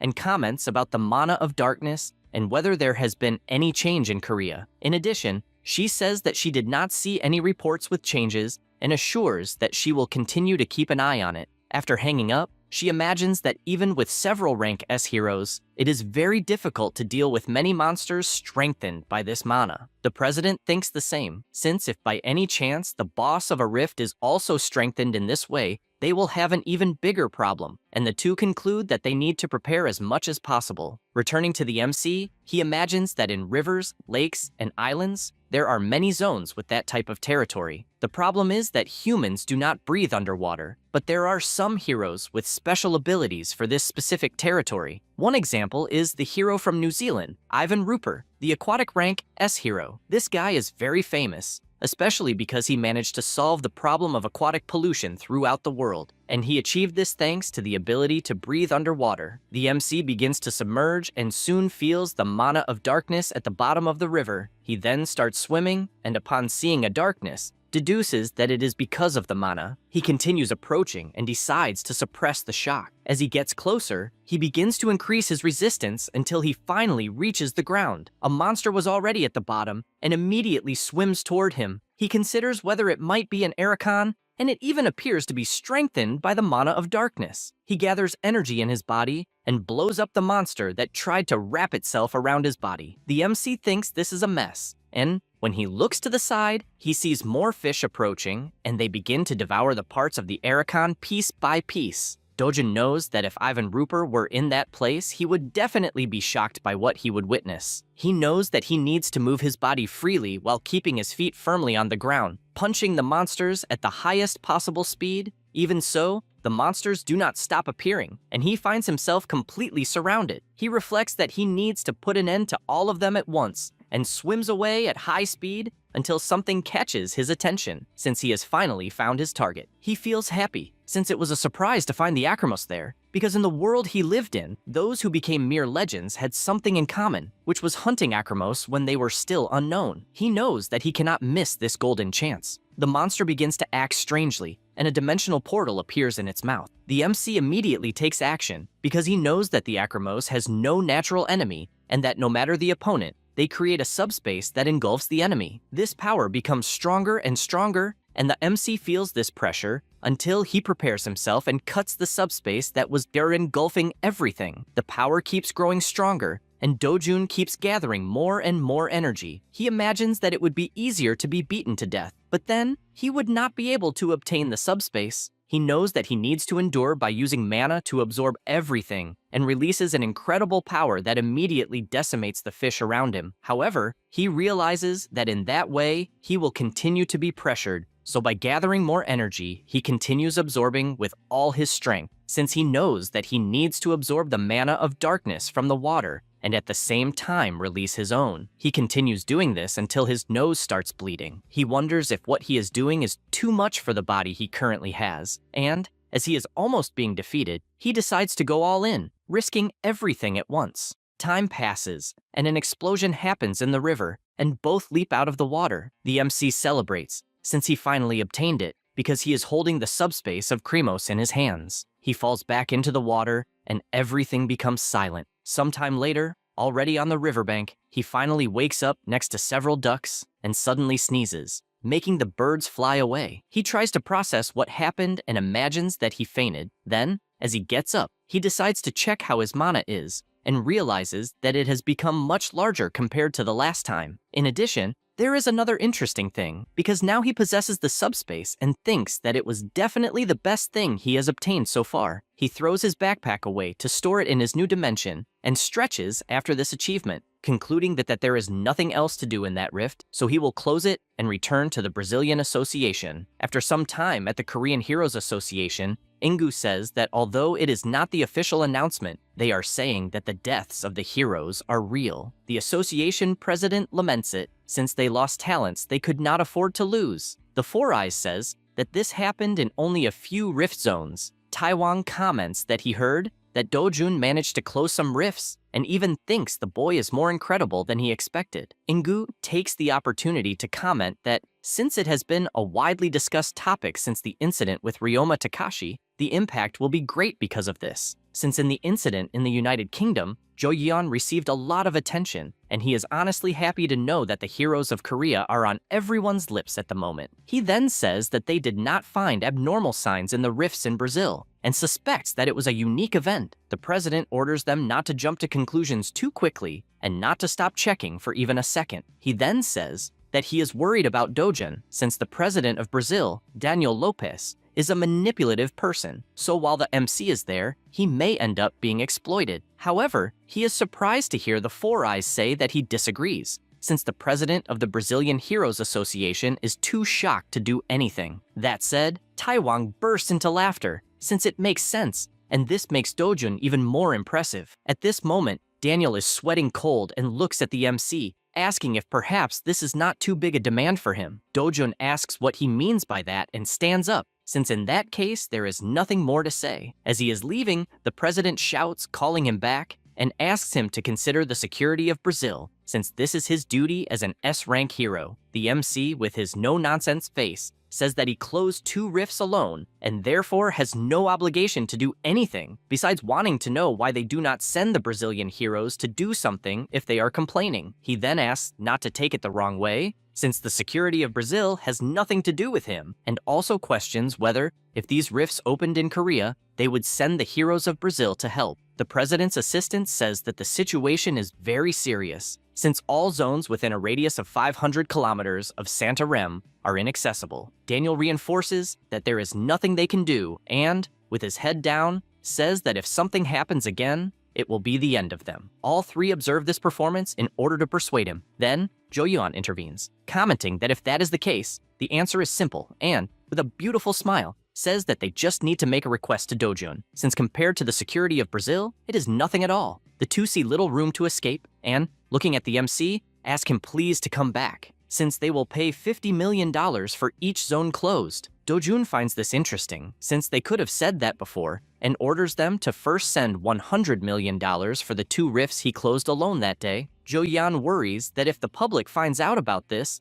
they could criticize him for greed, but she highly doubts that the Brazilian Association would leak something like that. But when she looks to the side, she sees the indifferent face of the MC, and that makes her happy, since she knows that, in any case, he does not care what others think of him. Dojun, after thinking it through, imagines the one responsible for his reincarnation, and that the money he will obtain will be enough to get the safest house in the world, and asks if he is satisfied, since he kept his promise. The Brazilian government was reluctant about the MC's request, but with no other alternative, they could only complain about it. At the same time, a confidentiality contract was signed so that public opinion would not worsen. Some heroes are badly injured, while others unfortunately lost their lives on this mission. The family members do not hide their pain, and the MC remains firm, offering his condolences. After that, at the hotel, Inju asks whether they will go to the next zone together, but the MC does not answer, and she does not know what he is thinking so deeply about. He comments that he was wondering what would be more profitable, since while he closes one zone, the guild would move to the next entrance.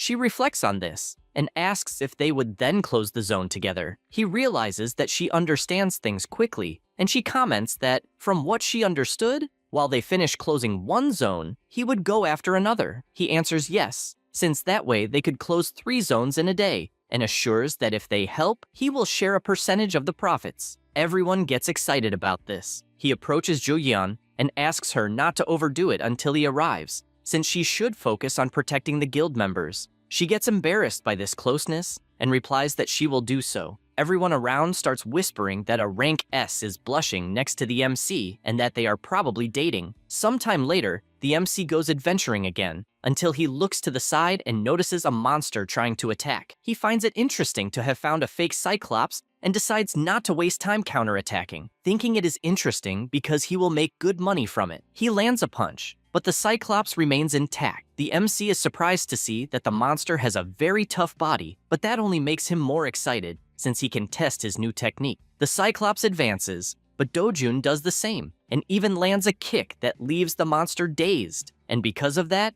it screams, entering a state of fury, and the MC takes advantage of the opportunity and uses his subspace, which swallows the monster's attack and makes it appear above its head, hitting its own head with the attack. Dojun realizes that this ability is not very good to use in combat, since it consumes a lot of mana. After some time, the Southern Rift Zone was closed. The president of the Brazilian Association is monitoring everything from headquarters and reflects that it took 8 hours to close the rift and that it would definitely be a problem for them. Because of this, he orders the transfer to be made, and another $50 million are transferred to Dojun. The assistant comments that if this continues, they will lose billions of dollars in just a few days. Daniel replies that they cannot let the MC take everything. The boy does not quite understand what he means, and asks if, by any chance, it is to delay the payment. The president calls him an idiot, since if they do that, Dojun will simply stop closing the portals and orders that all rank A and rank S heroes be summoned, since they will form a special team in opposition to him. In addition,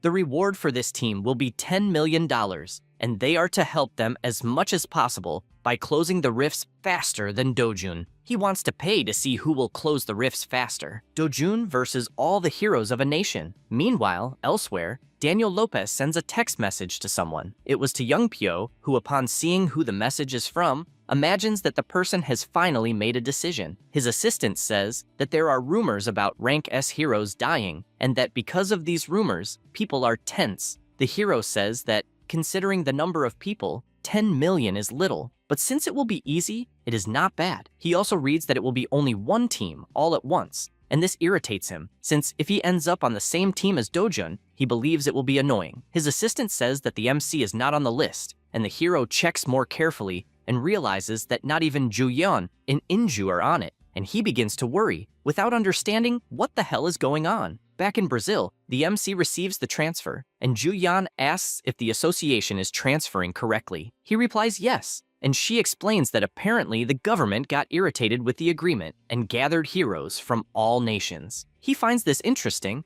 and says that indeed they are not idiots to act that way. She says that apparently he is being too generous since, in her own view, the association is acting in bad faith. The MC can only think that at least he secured the money he promised to the real Dojun, and nothing else matters. And he knows that from that moment on, he only needs one thing. Since the Brazilian Association wanted a competition, both teams accelerated their results. The government is going all out, monitoring everything. Zone AO35 was closed at 15 hours by Dojun together with the Flower Guild. Zone CO12 was closed at 17 hours and 10 minutes by the Union of Heroes. 1 rank S hero and 5 rank A heroes suffered minor injuries, and 2 rank A heroes are in critical condition. Shortly after, Zone AO37 was closed at 21 hours and 50 minutes. And this time, it was closed alone by the MC. Several days passed, and the association was already exhausted from working so much. One of them offers an energy drink since his friend has not slept at all. Sales contaminated by the mana of darkness were quickly shut down, but this means no one is keeping an eye on the other rift zones. The areas are being monitored only by agents 24 hours a day. No one knows what might happen, so they are working non-stop. They keep their eyes on the map at all times,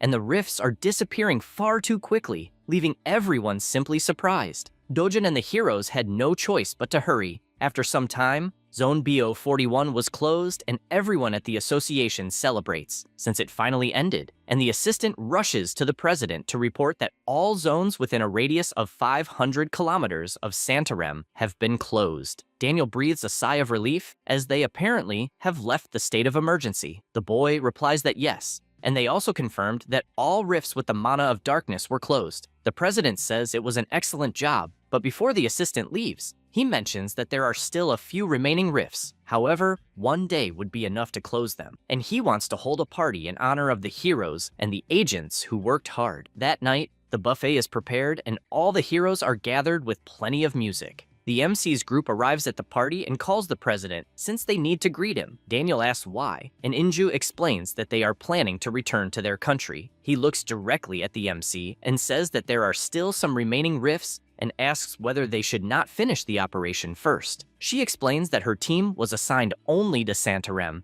and that is why they are leaving. The president says it does not have to be that way, and at least asks that they let Dojun stay. She does not like this at all, since it is clear that his interest is in Dojun and not in her guild, and so she turns and asks what he wants to do. Daniel wastes no time and calls him to discuss the matter in private, and the two leave so they can talk. Anju teases her friend, saying that she does not want to say goodbye to him, and Jo Yeon, embarrassed, replies that it is nothing like that. Daniel continues talking with Dojun until the MC moves away, and they soon deduce that apparently he will indeed be leaving to return to Korea until they see him going to talk to Gloria. Inju tells her to go over there quickly since she needs to see what kind of conversation the two are having. Zhao Yeon says it is normal for him to talk to other people at the party, but the captain calls her an idiot since he is talking to a beautiful woman and says that if she does not want to lose him, she should go right away. She starts thinking about it, and after looking closely at the MC,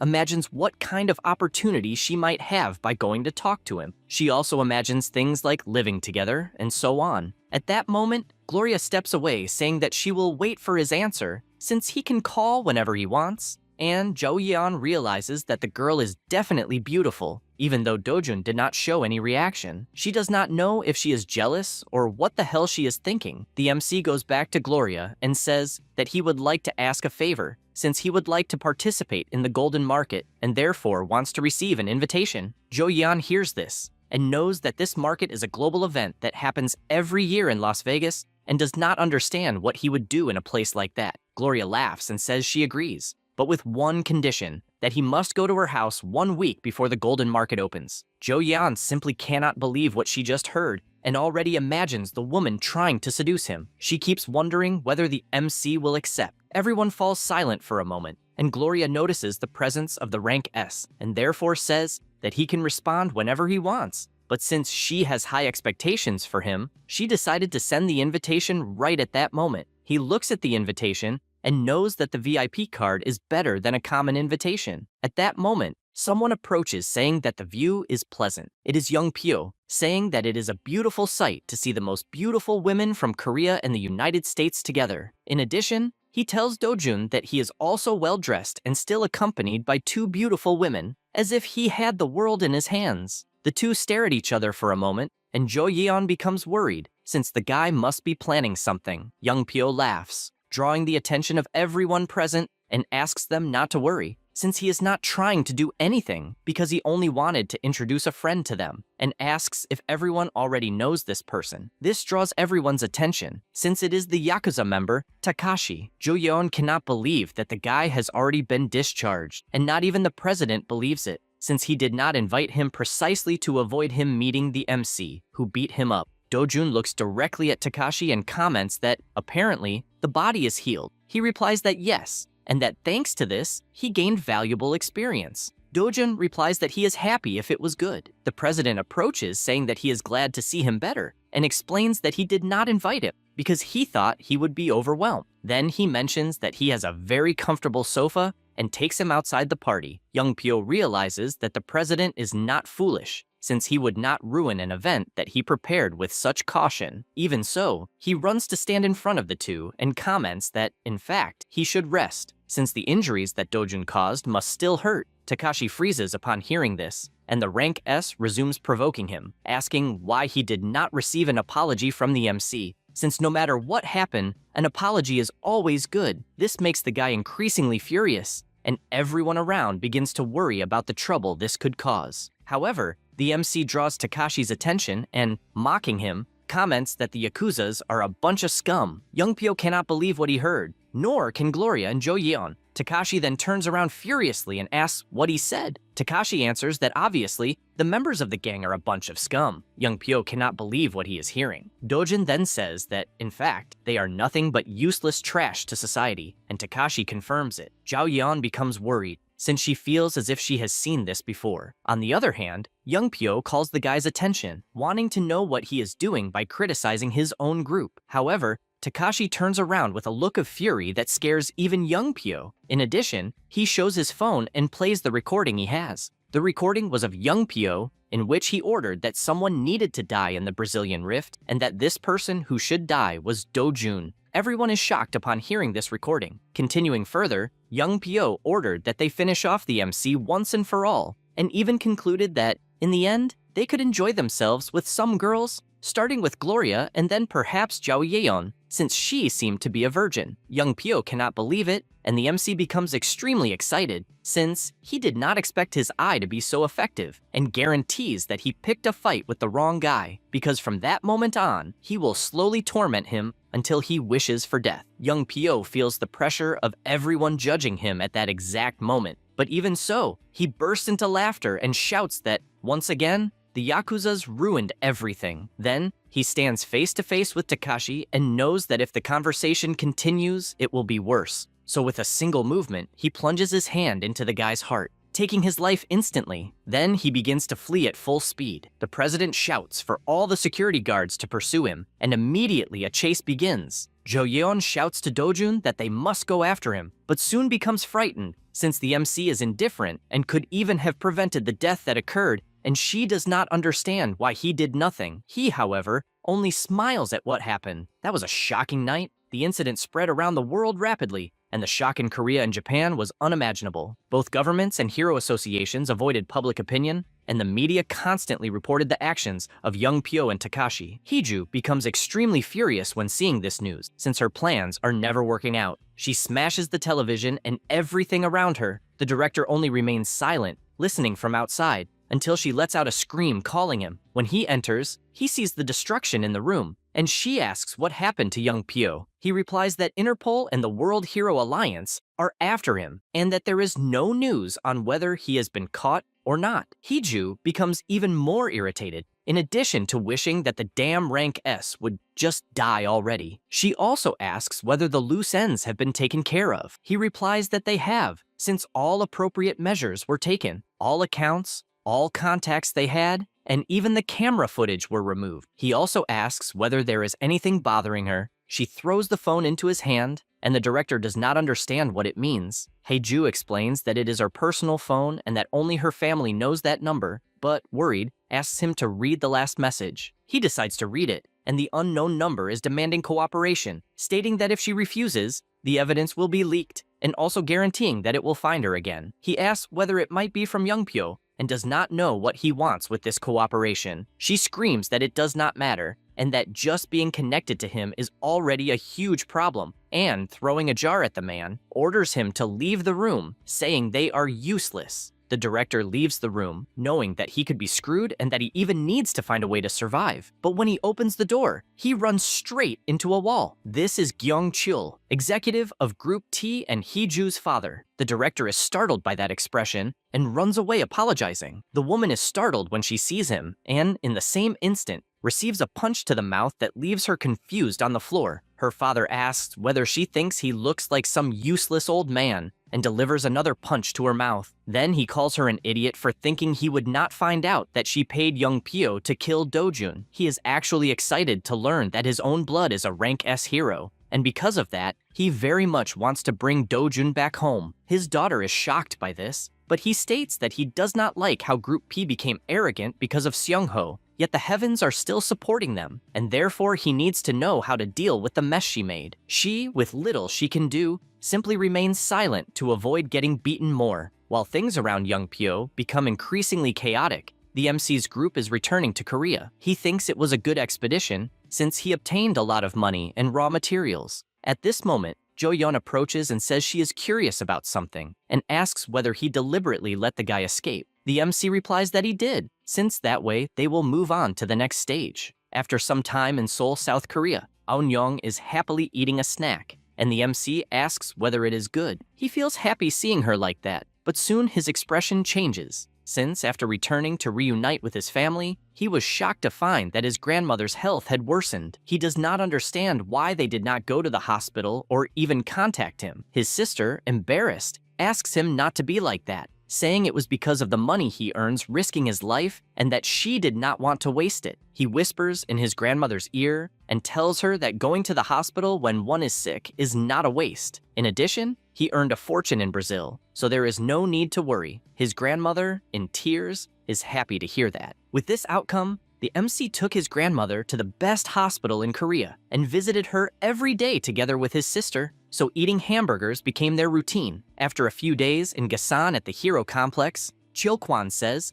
that it is the first time he has seen a blue crocodile heart in such good condition, and therefore states that he will make a better sword than he had imagined. The MC asks how long it will take to be ready, and he replies that probably 3 weeks, and that he will even start immediately. Dojun says that besides the sword, there is also one more thing he would like to ask for, and asks if that is okay. He replies that yes, since he can ask for anything. Dojun takes out a bag and, realizing that the blacksmith has already figured out what it is, says that they are threads and sacks from the salivary glands of a Velcora. He is surprised by the quality of the item and asks if, by any chance, he wants him to make some kind of armor. The MC says no, since he is actually thinking of something for his younger sister. The blacksmith is confused by this and says that armor made with Velcora materials has enormous defensive power and that heroes all over the world would line up to obtain such armor. And so, he asks if the girl is also a heroine. He shows her photo and says that she is a cute girl. The blacksmith carefully observes the photo since she is very young, and the MC asks if there is any problem. He says more or less, since children grow too fast, and even if it is made at that moment, it might not fit in a few years.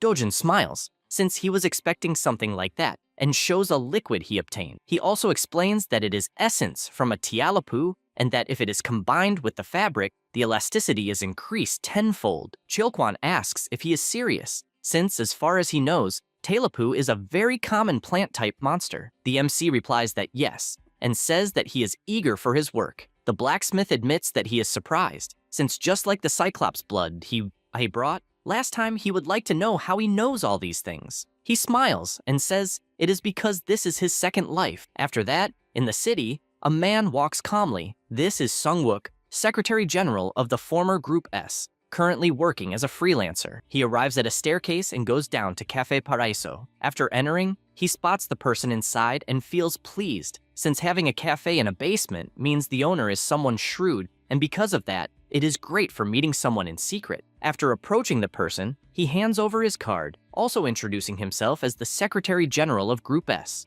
Then the MC turns around, also introducing himself. Sung-wook sits down and says that everyone has been talking about the MC in recent days, and therefore he cannot imagine what an important person would want with someone ordinary. Dojin explains that Jo-yeon spoke about him and said that he helps rich people and heroes in secret regardless of what they want. The Four Eyes confirms it, but emphasizes that he does anything as long as he does not cross the line with the law. The MC then says that he wants to build a house, which leaves the man confused, since in that case he should have talked to a real estate agency, unless it is an extraordinary house. Dojun decides to get straight to the point and says that he wants the safest house in the world. He explains that he has a preference for Seoul and that his budget is 500 billion won. Sung-wook spits out all the tea he was drinking, and the MC, with tea on his face, asks if this is perhaps the first time he has worked with that amount. The man apologizes for spitting the tea, and after cleaning everything, asks if he is not actually thinking about building a castle with that value. He finds the idea interesting, since building a castle would be a good idea, so he changes his budget to 1 trillion. The man simply cannot believe the absurdity he is hearing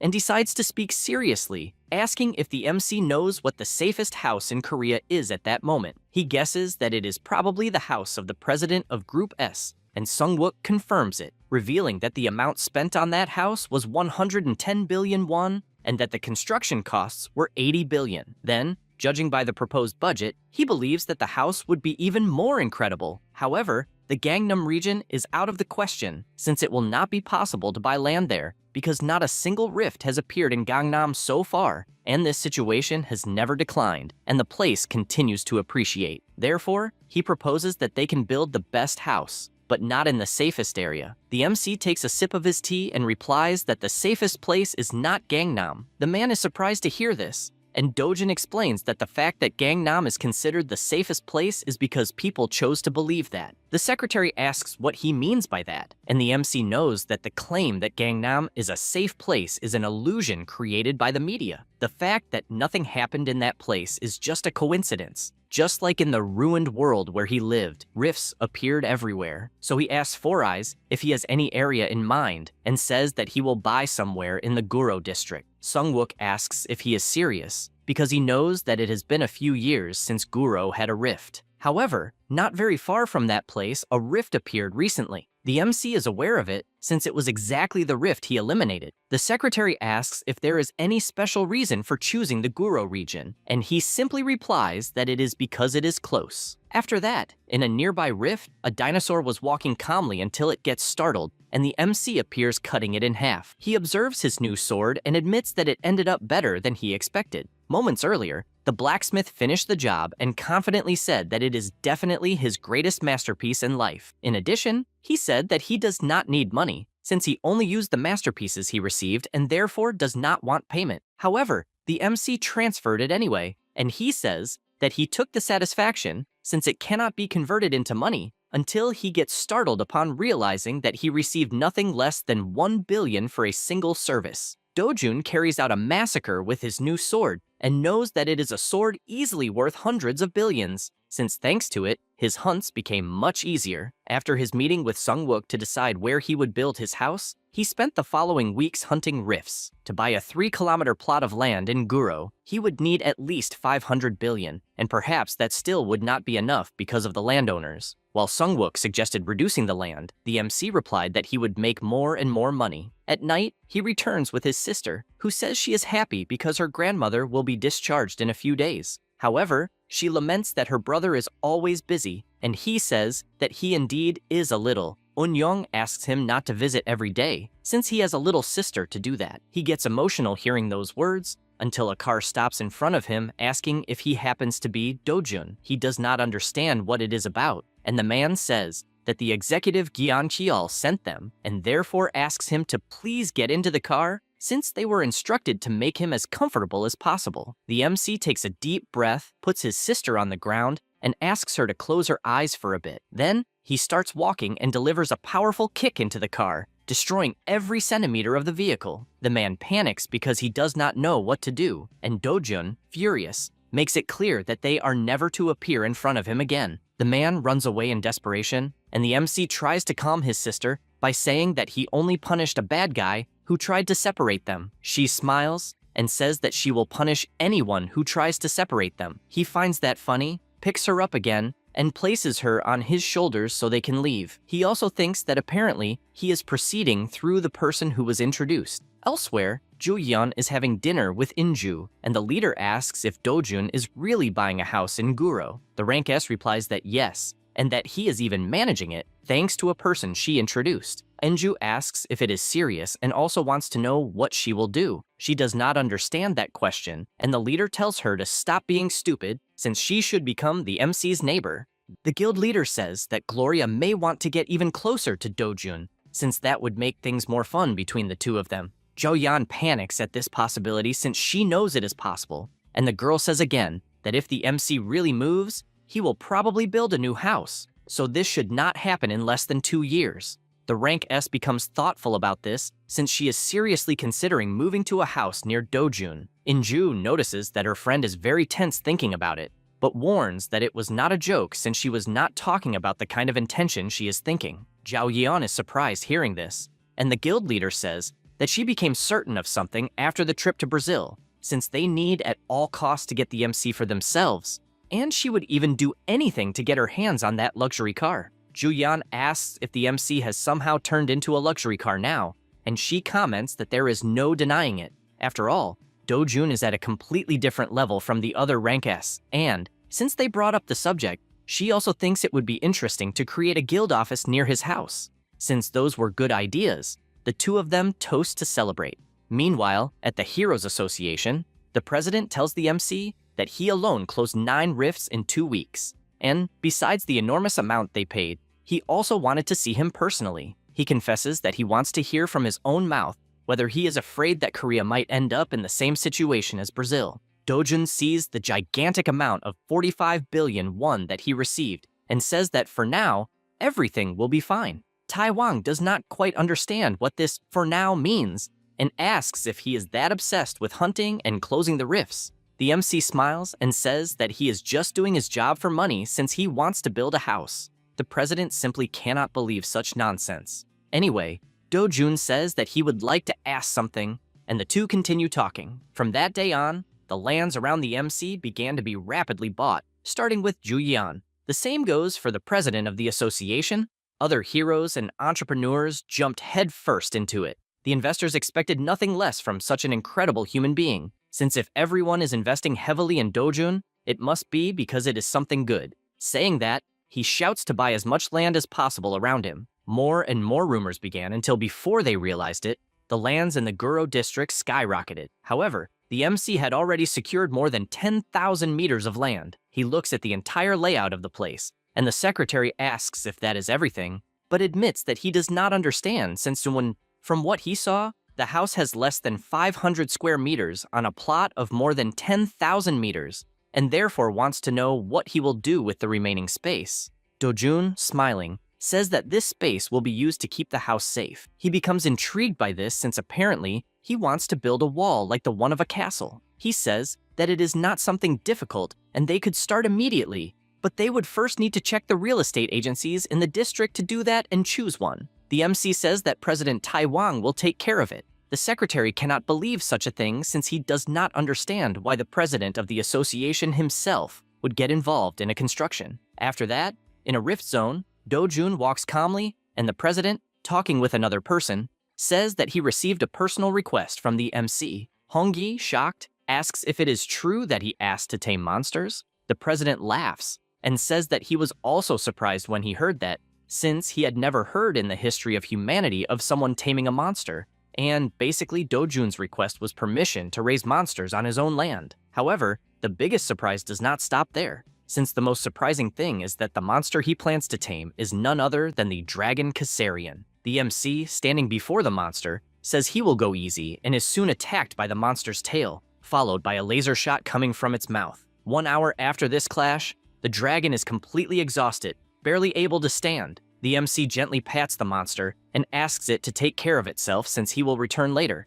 and leaves while singing a song, while Kassarian, with not much else to do, continues lying down sleeping. After that, during the early morning, Dojun calls Jo-yeon, and half asleep, she answers, asking what he wants. The MC asks if she was sleeping since he wanted to ask if it is possible to buy magic stone powder. She gets up and, even without understanding who the hell would grind such a precious stone to the point of turning it into powder, answers that she heard that turning magic stones into powder causes a loss of energy and becomes curious to know why he suddenly wanted to know that. He, standing before a portal, says that he needs it, but she, curious, asks how he would use it. Dojun tells her to forget it, since he will get it himself. She does not understand what just happened since the day barely started and he was talking nonsense. The MC knows that the most basic thing to make a house safe are the walls, in addition to the guards who protect the house inside the walls, because he has decided to bring Kassarian when the construction is almost finished. Thus, he will finally create a device capable of absorbing external shocks, such as earthquakes. He finds a Cyclops inside the rift, and this makes him excited since he needed magic stone powder to make the device. He keeps dodging the attacks until he jumps onto the monster's back. He uses his dimensional space to grab his dagger and begins channeling energy to use his Bandian sword technique. He uses the Vortex of Chaos, which fires countless fire slashes. It is a spiral ability that causes destruction to everything it touches. The monster can only watch this power heading toward it, but defending against it is another story since its body is cut into pieces as if it were nothing. Dojun picks up the magic stone and, just by squeezing it with his hand, completely destroys it and collects the powder that fell from the shattered stone. He looks at this powder and imagines that the rifts are also caused by external shocks and wonders if this might suppress the generation of rifts, because if he is right, this will be something very good. While Dojun was busy going back and forth through the rifts and also visiting his grandmother, a piece of news created a revolution among the public since he was the grandson of the president of Group TI. Kyung-chul sees this in the news and finds it incredible since his grandson has become extremely powerful. But he believes that with the rumor spreading, everyone will come to know Dojun only as his grandson. In fact, people are commenting that they knew something was wrong since a simple kid became rank S out of nowhere, and now they are sure that it was thanks to the absurd money of Group T since he basically was born in a diamond cradle. They also have no idea why he is holding a conference. The MC prepares himself and says that he was born outside of his father's marriage and was abandoned when he was still a child. These words leave absolutely everyone in shock. He slowly explains how he lived, speaking clearly and precisely to the cameras. Even if people doubted his words, posts about Dojun's school days appeared and there were even interviews at his past jobs, and the public's sympathy grew more and more each day. As a result, Group T's stocks, which had been rising rapidly until the day of the conference, instantly dropped by 30%, leaving the old man in shock. The real Dojun had asked only that his sister and grandmother be allowed to live safely, and the MC, by annihilating the monsters, is determined to make that happen since it is his ultimate goal. He reflects in the middle of the night that he dealt with the Creeds a long time ago, and, after suffering a few counterattacks, Group T fell silent, and although Young Pyo is still standing, he will eventually fall into the trap. Now, he is only focused on an unexpected rift and will defend it as soon as the house is ready. The construction chief reports that, as requested, they built the outer wall as a priority, and the house is also almost finished. The MC asks when it will be ready since he wanted it to be as fast as possible. The guy thinks that is absurd since it is the largest residence of the greatest hero of all, and therefore, not even a single screw could be forgotten. But the MC says he will pay double for the construction, and the guy, quickly changing his mind, says it will be finished in 10 days. He likes hearing that and warns that no one should enter there that night. He walks for a while and decides that it is time to grind all the magic stones he obtained. He takes all of them from his magic circle and, using his power, fires each one into a point on the ground. They begin to emit a strong glow, and the magic circle is finally completed. Since they are all high-level magic stones, the preparation was easy. He decides to suppress any variable with magic stone powder, and since the fortress is ready, he only needs to choose a guardian. Meanwhile, in a parking lot, Hiju shouts to kill Dojun already since she gave all the money that was needed. And even so, it still has not happened, and she cannot stand waiting anymore. Young Pyo, hearing all of this, imagines that the woman was rejected by her parents and her father-in-law, and apparently is venting her anger on him. So he asks if she really wanted that, since he is holding himself back from burying everyone who left him like this, and is focusing solely on Dojun. She, still irritated, asks why he is standing still, and if he is perhaps afraid of him. He tells her to shut the hell up,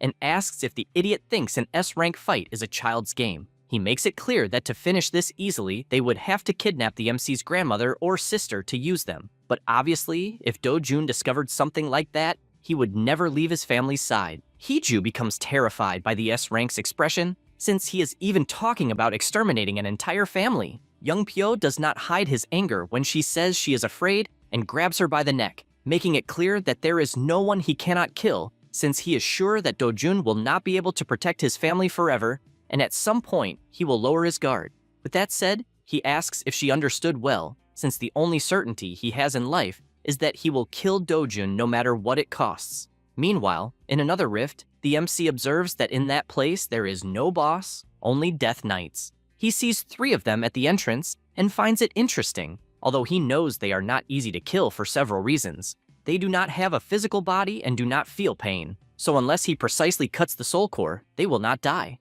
In addition, these beings retain the swordsmanship they learned when they were human, and each knight fights in a different way. So he thinks it would be rude if he fought empty-handed against these knights. Without wasting time, he attacks with everything he has, just as the knights do not hold back either. The MC enjoys this battle since for as long as he can remember, he has always been holding a sword, and the fight continues with him attacking and the knight counterattacking, but after a long battle, all 3 of them fall. He says he is disappointed, because he thought at least one would remain standing until a knight approaches. But this one is completely different from the others. The MC likes seeing this, since he was sure that at least one elite knight would appear. The monster attacks fiercely, and the two begin exchanging sword blows at an absurd speed, since, as he thought, that knight is quite different. The monster prepares his attack, but it is successfully defended, and, leaving no opening, the MC finishes the fight with a single, precise strike that makes the monster fall to his knees on the ground. With this outcome,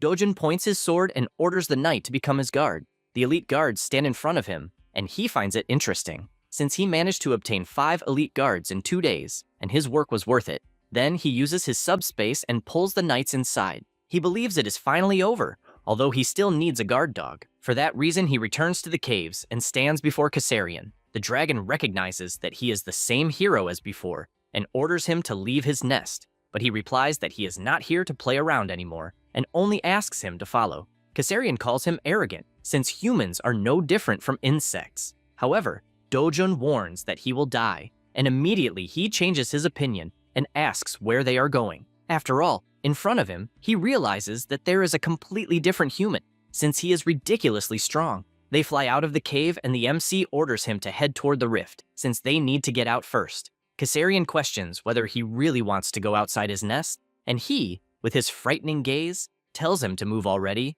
and they simply continue their journey. Outside, people are walking calmly through the city until they get scared, because a monster is passing in the sky right above their heads. Dojun tells him to fly carefully so he does not hit the buildings.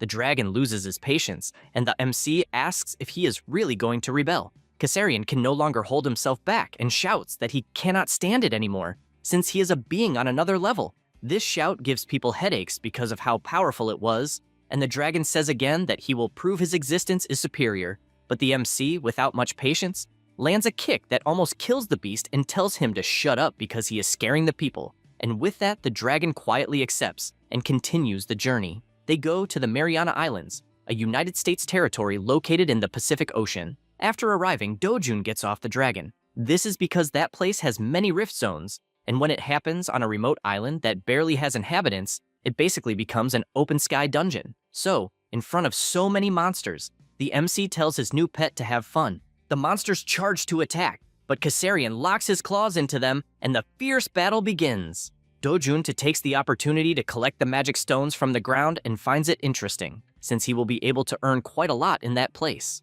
Soon after, his house was completed. There are 3 floors above ground and 1 below, with the interior equipped with the most advanced technology. His grandmother confesses that the house looks more like a palace, but her greatest curiosity is something else, since she has no idea what the creature sleeping peacefully outside is. The MC says that he heard people raise chickens in their houses and wanted something similar. The dragon does not like being compared to a chicken at all, but he simply stays quiet. Eun-young becomes excited and asks if she can look around, and he replies that she obviously can, but asks her to go with her grandmother calmly. At that moment, he is alone with Jo-yeon, and she, terrified, says that she has been feeling a sinister aura from the ground for some time, and asks if he is creating something besides Kassarian. He asks her to relax since it is nothing serious, but inside he is surprised that she noticed his other creatures. In addition, he thanks her for taking care of his grandmother and his sister and, without hesitation, invites her to eat together on the weekend. Just the 2 of them.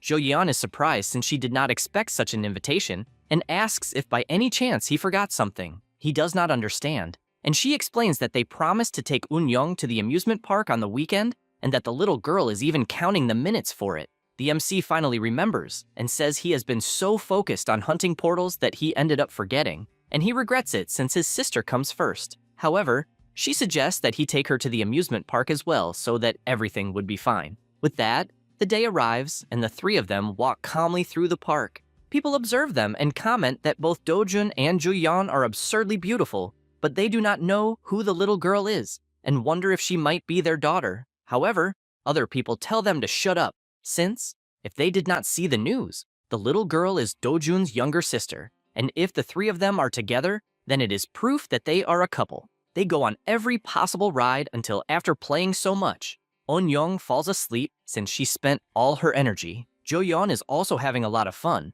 and the MC cannot stop looking at her until she finds it strange and asks why he is staring so much. He remembers when he spoke alone with Eun-young, and she said that Jo-yeon made noodles the night before and that she likes her very much because she is caring. With those thoughts, he thanks her once again for staying by his family's side and asks her, please, to continue taking care of them from that moment on. She becomes confused since he just made the safest house in the world and still said, from now on. This makes her extremely embarrassed since it might have another meaning, and she starts imagining what it could be. They return by car, but in the middle of the way, something catches the MC's attention to the point that he shouts that he identified the bastard. Jo-yeon gets scared and asks what he is talking about. He explains that he recognized a killing intent that invaded his house and therefore needs to go ahead, but he asks her to please take care of Yoon-young. Immediately, he gets out of the car and runs at full speed, jumping from building to building. Meanwhile, at Do-jun's house, he finally reaches the top of his wall and sees Young Pyo fighting. The rank S does not understand why there are so many opponents right at the entrance and is almost killed by a single attack from Kassarian. This is his biggest doubt, since he does not understand why the hell there is a Kassarian in Do-jun's yard. The MC keeps observing from afar since, as expected, the guy waited until he and Jo-yeon were outside, and, if he were any less cowardly, he would not have fallen into this trap. He gives a signal, and all the Death Knights return to the subspace. Then the rank S becomes worried since out of nowhere, the MC suddenly appeared telling him to stop barking. This makes him extremely furious, but even so, he gets punched in the face as if it were nothing. Do-jun asks how useless he is since it was a light blow, and he still could not dodge it. Then, he lands a kick while holding back even more. Young Pyo simply cannot believe the absurd difference in power, even though both of them are rank S. The MC prepares himself, warning that he will go even easier this time, and because it is a weak punch, he manages to dodge, but at the cost of losing part of his ear. He knows it hurts his pride to admit it, but he has absolutely no chance in a direct fight, and if the MC had the intention to kill, there would be no one he could compare with, so he becomes even more determined to go after Do-jun's family. The MC knows what the elixir is about and mocks him by asking if he is thirsty. Young Pyo, after drinking it, begins to increase his power, and his arm becomes extremely larger due to the mutation he suffered. Do-jun is aware that it is the Okeanos elixir, which grants the left arm of a Titan, and it is clearly a one-time use item, so he asks if he perhaps got it on the black market, since all his money must have gone away just for that purchase. Young Pyo becomes even more irritated and, striking the ground with a blow, tells him to stop mocking him since he needs to go protect his grandmother. This attack was aimed at the MC's house, and, excited, the rank S knows that the seismic waves will destroy that house, and when Do-jun goes to save her, he will be able to escape. However, he says it is useless since he came up with a useless plan. This is because the magic stone powder that he spread across the entire ground completely absorbs the impact, and even his grandmother is very calm while getting a massage. Young Pyo becomes desperate since he is completely screwed, and the MC warns that from that moment on, he will pay with his own body for having targeted his family. He slams his face into the ground and then uses him like a ball, kicking him as if it were the final of the Libertadores. After beating him a lot, he looks to the side and notices that Jo-yeon has already returned.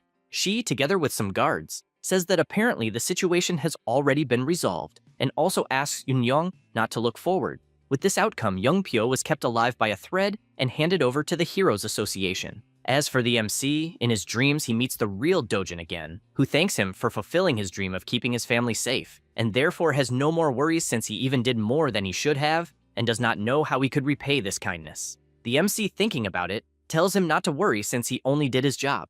In the morning, Jo-yeon asks if he slept well, and he says good morning since he had a great night, and this is Do-jun's way of thanking him since even the MC found his happiness. That's all, folks. If you enjoy the video, subscribe and hit the bell. Thanks.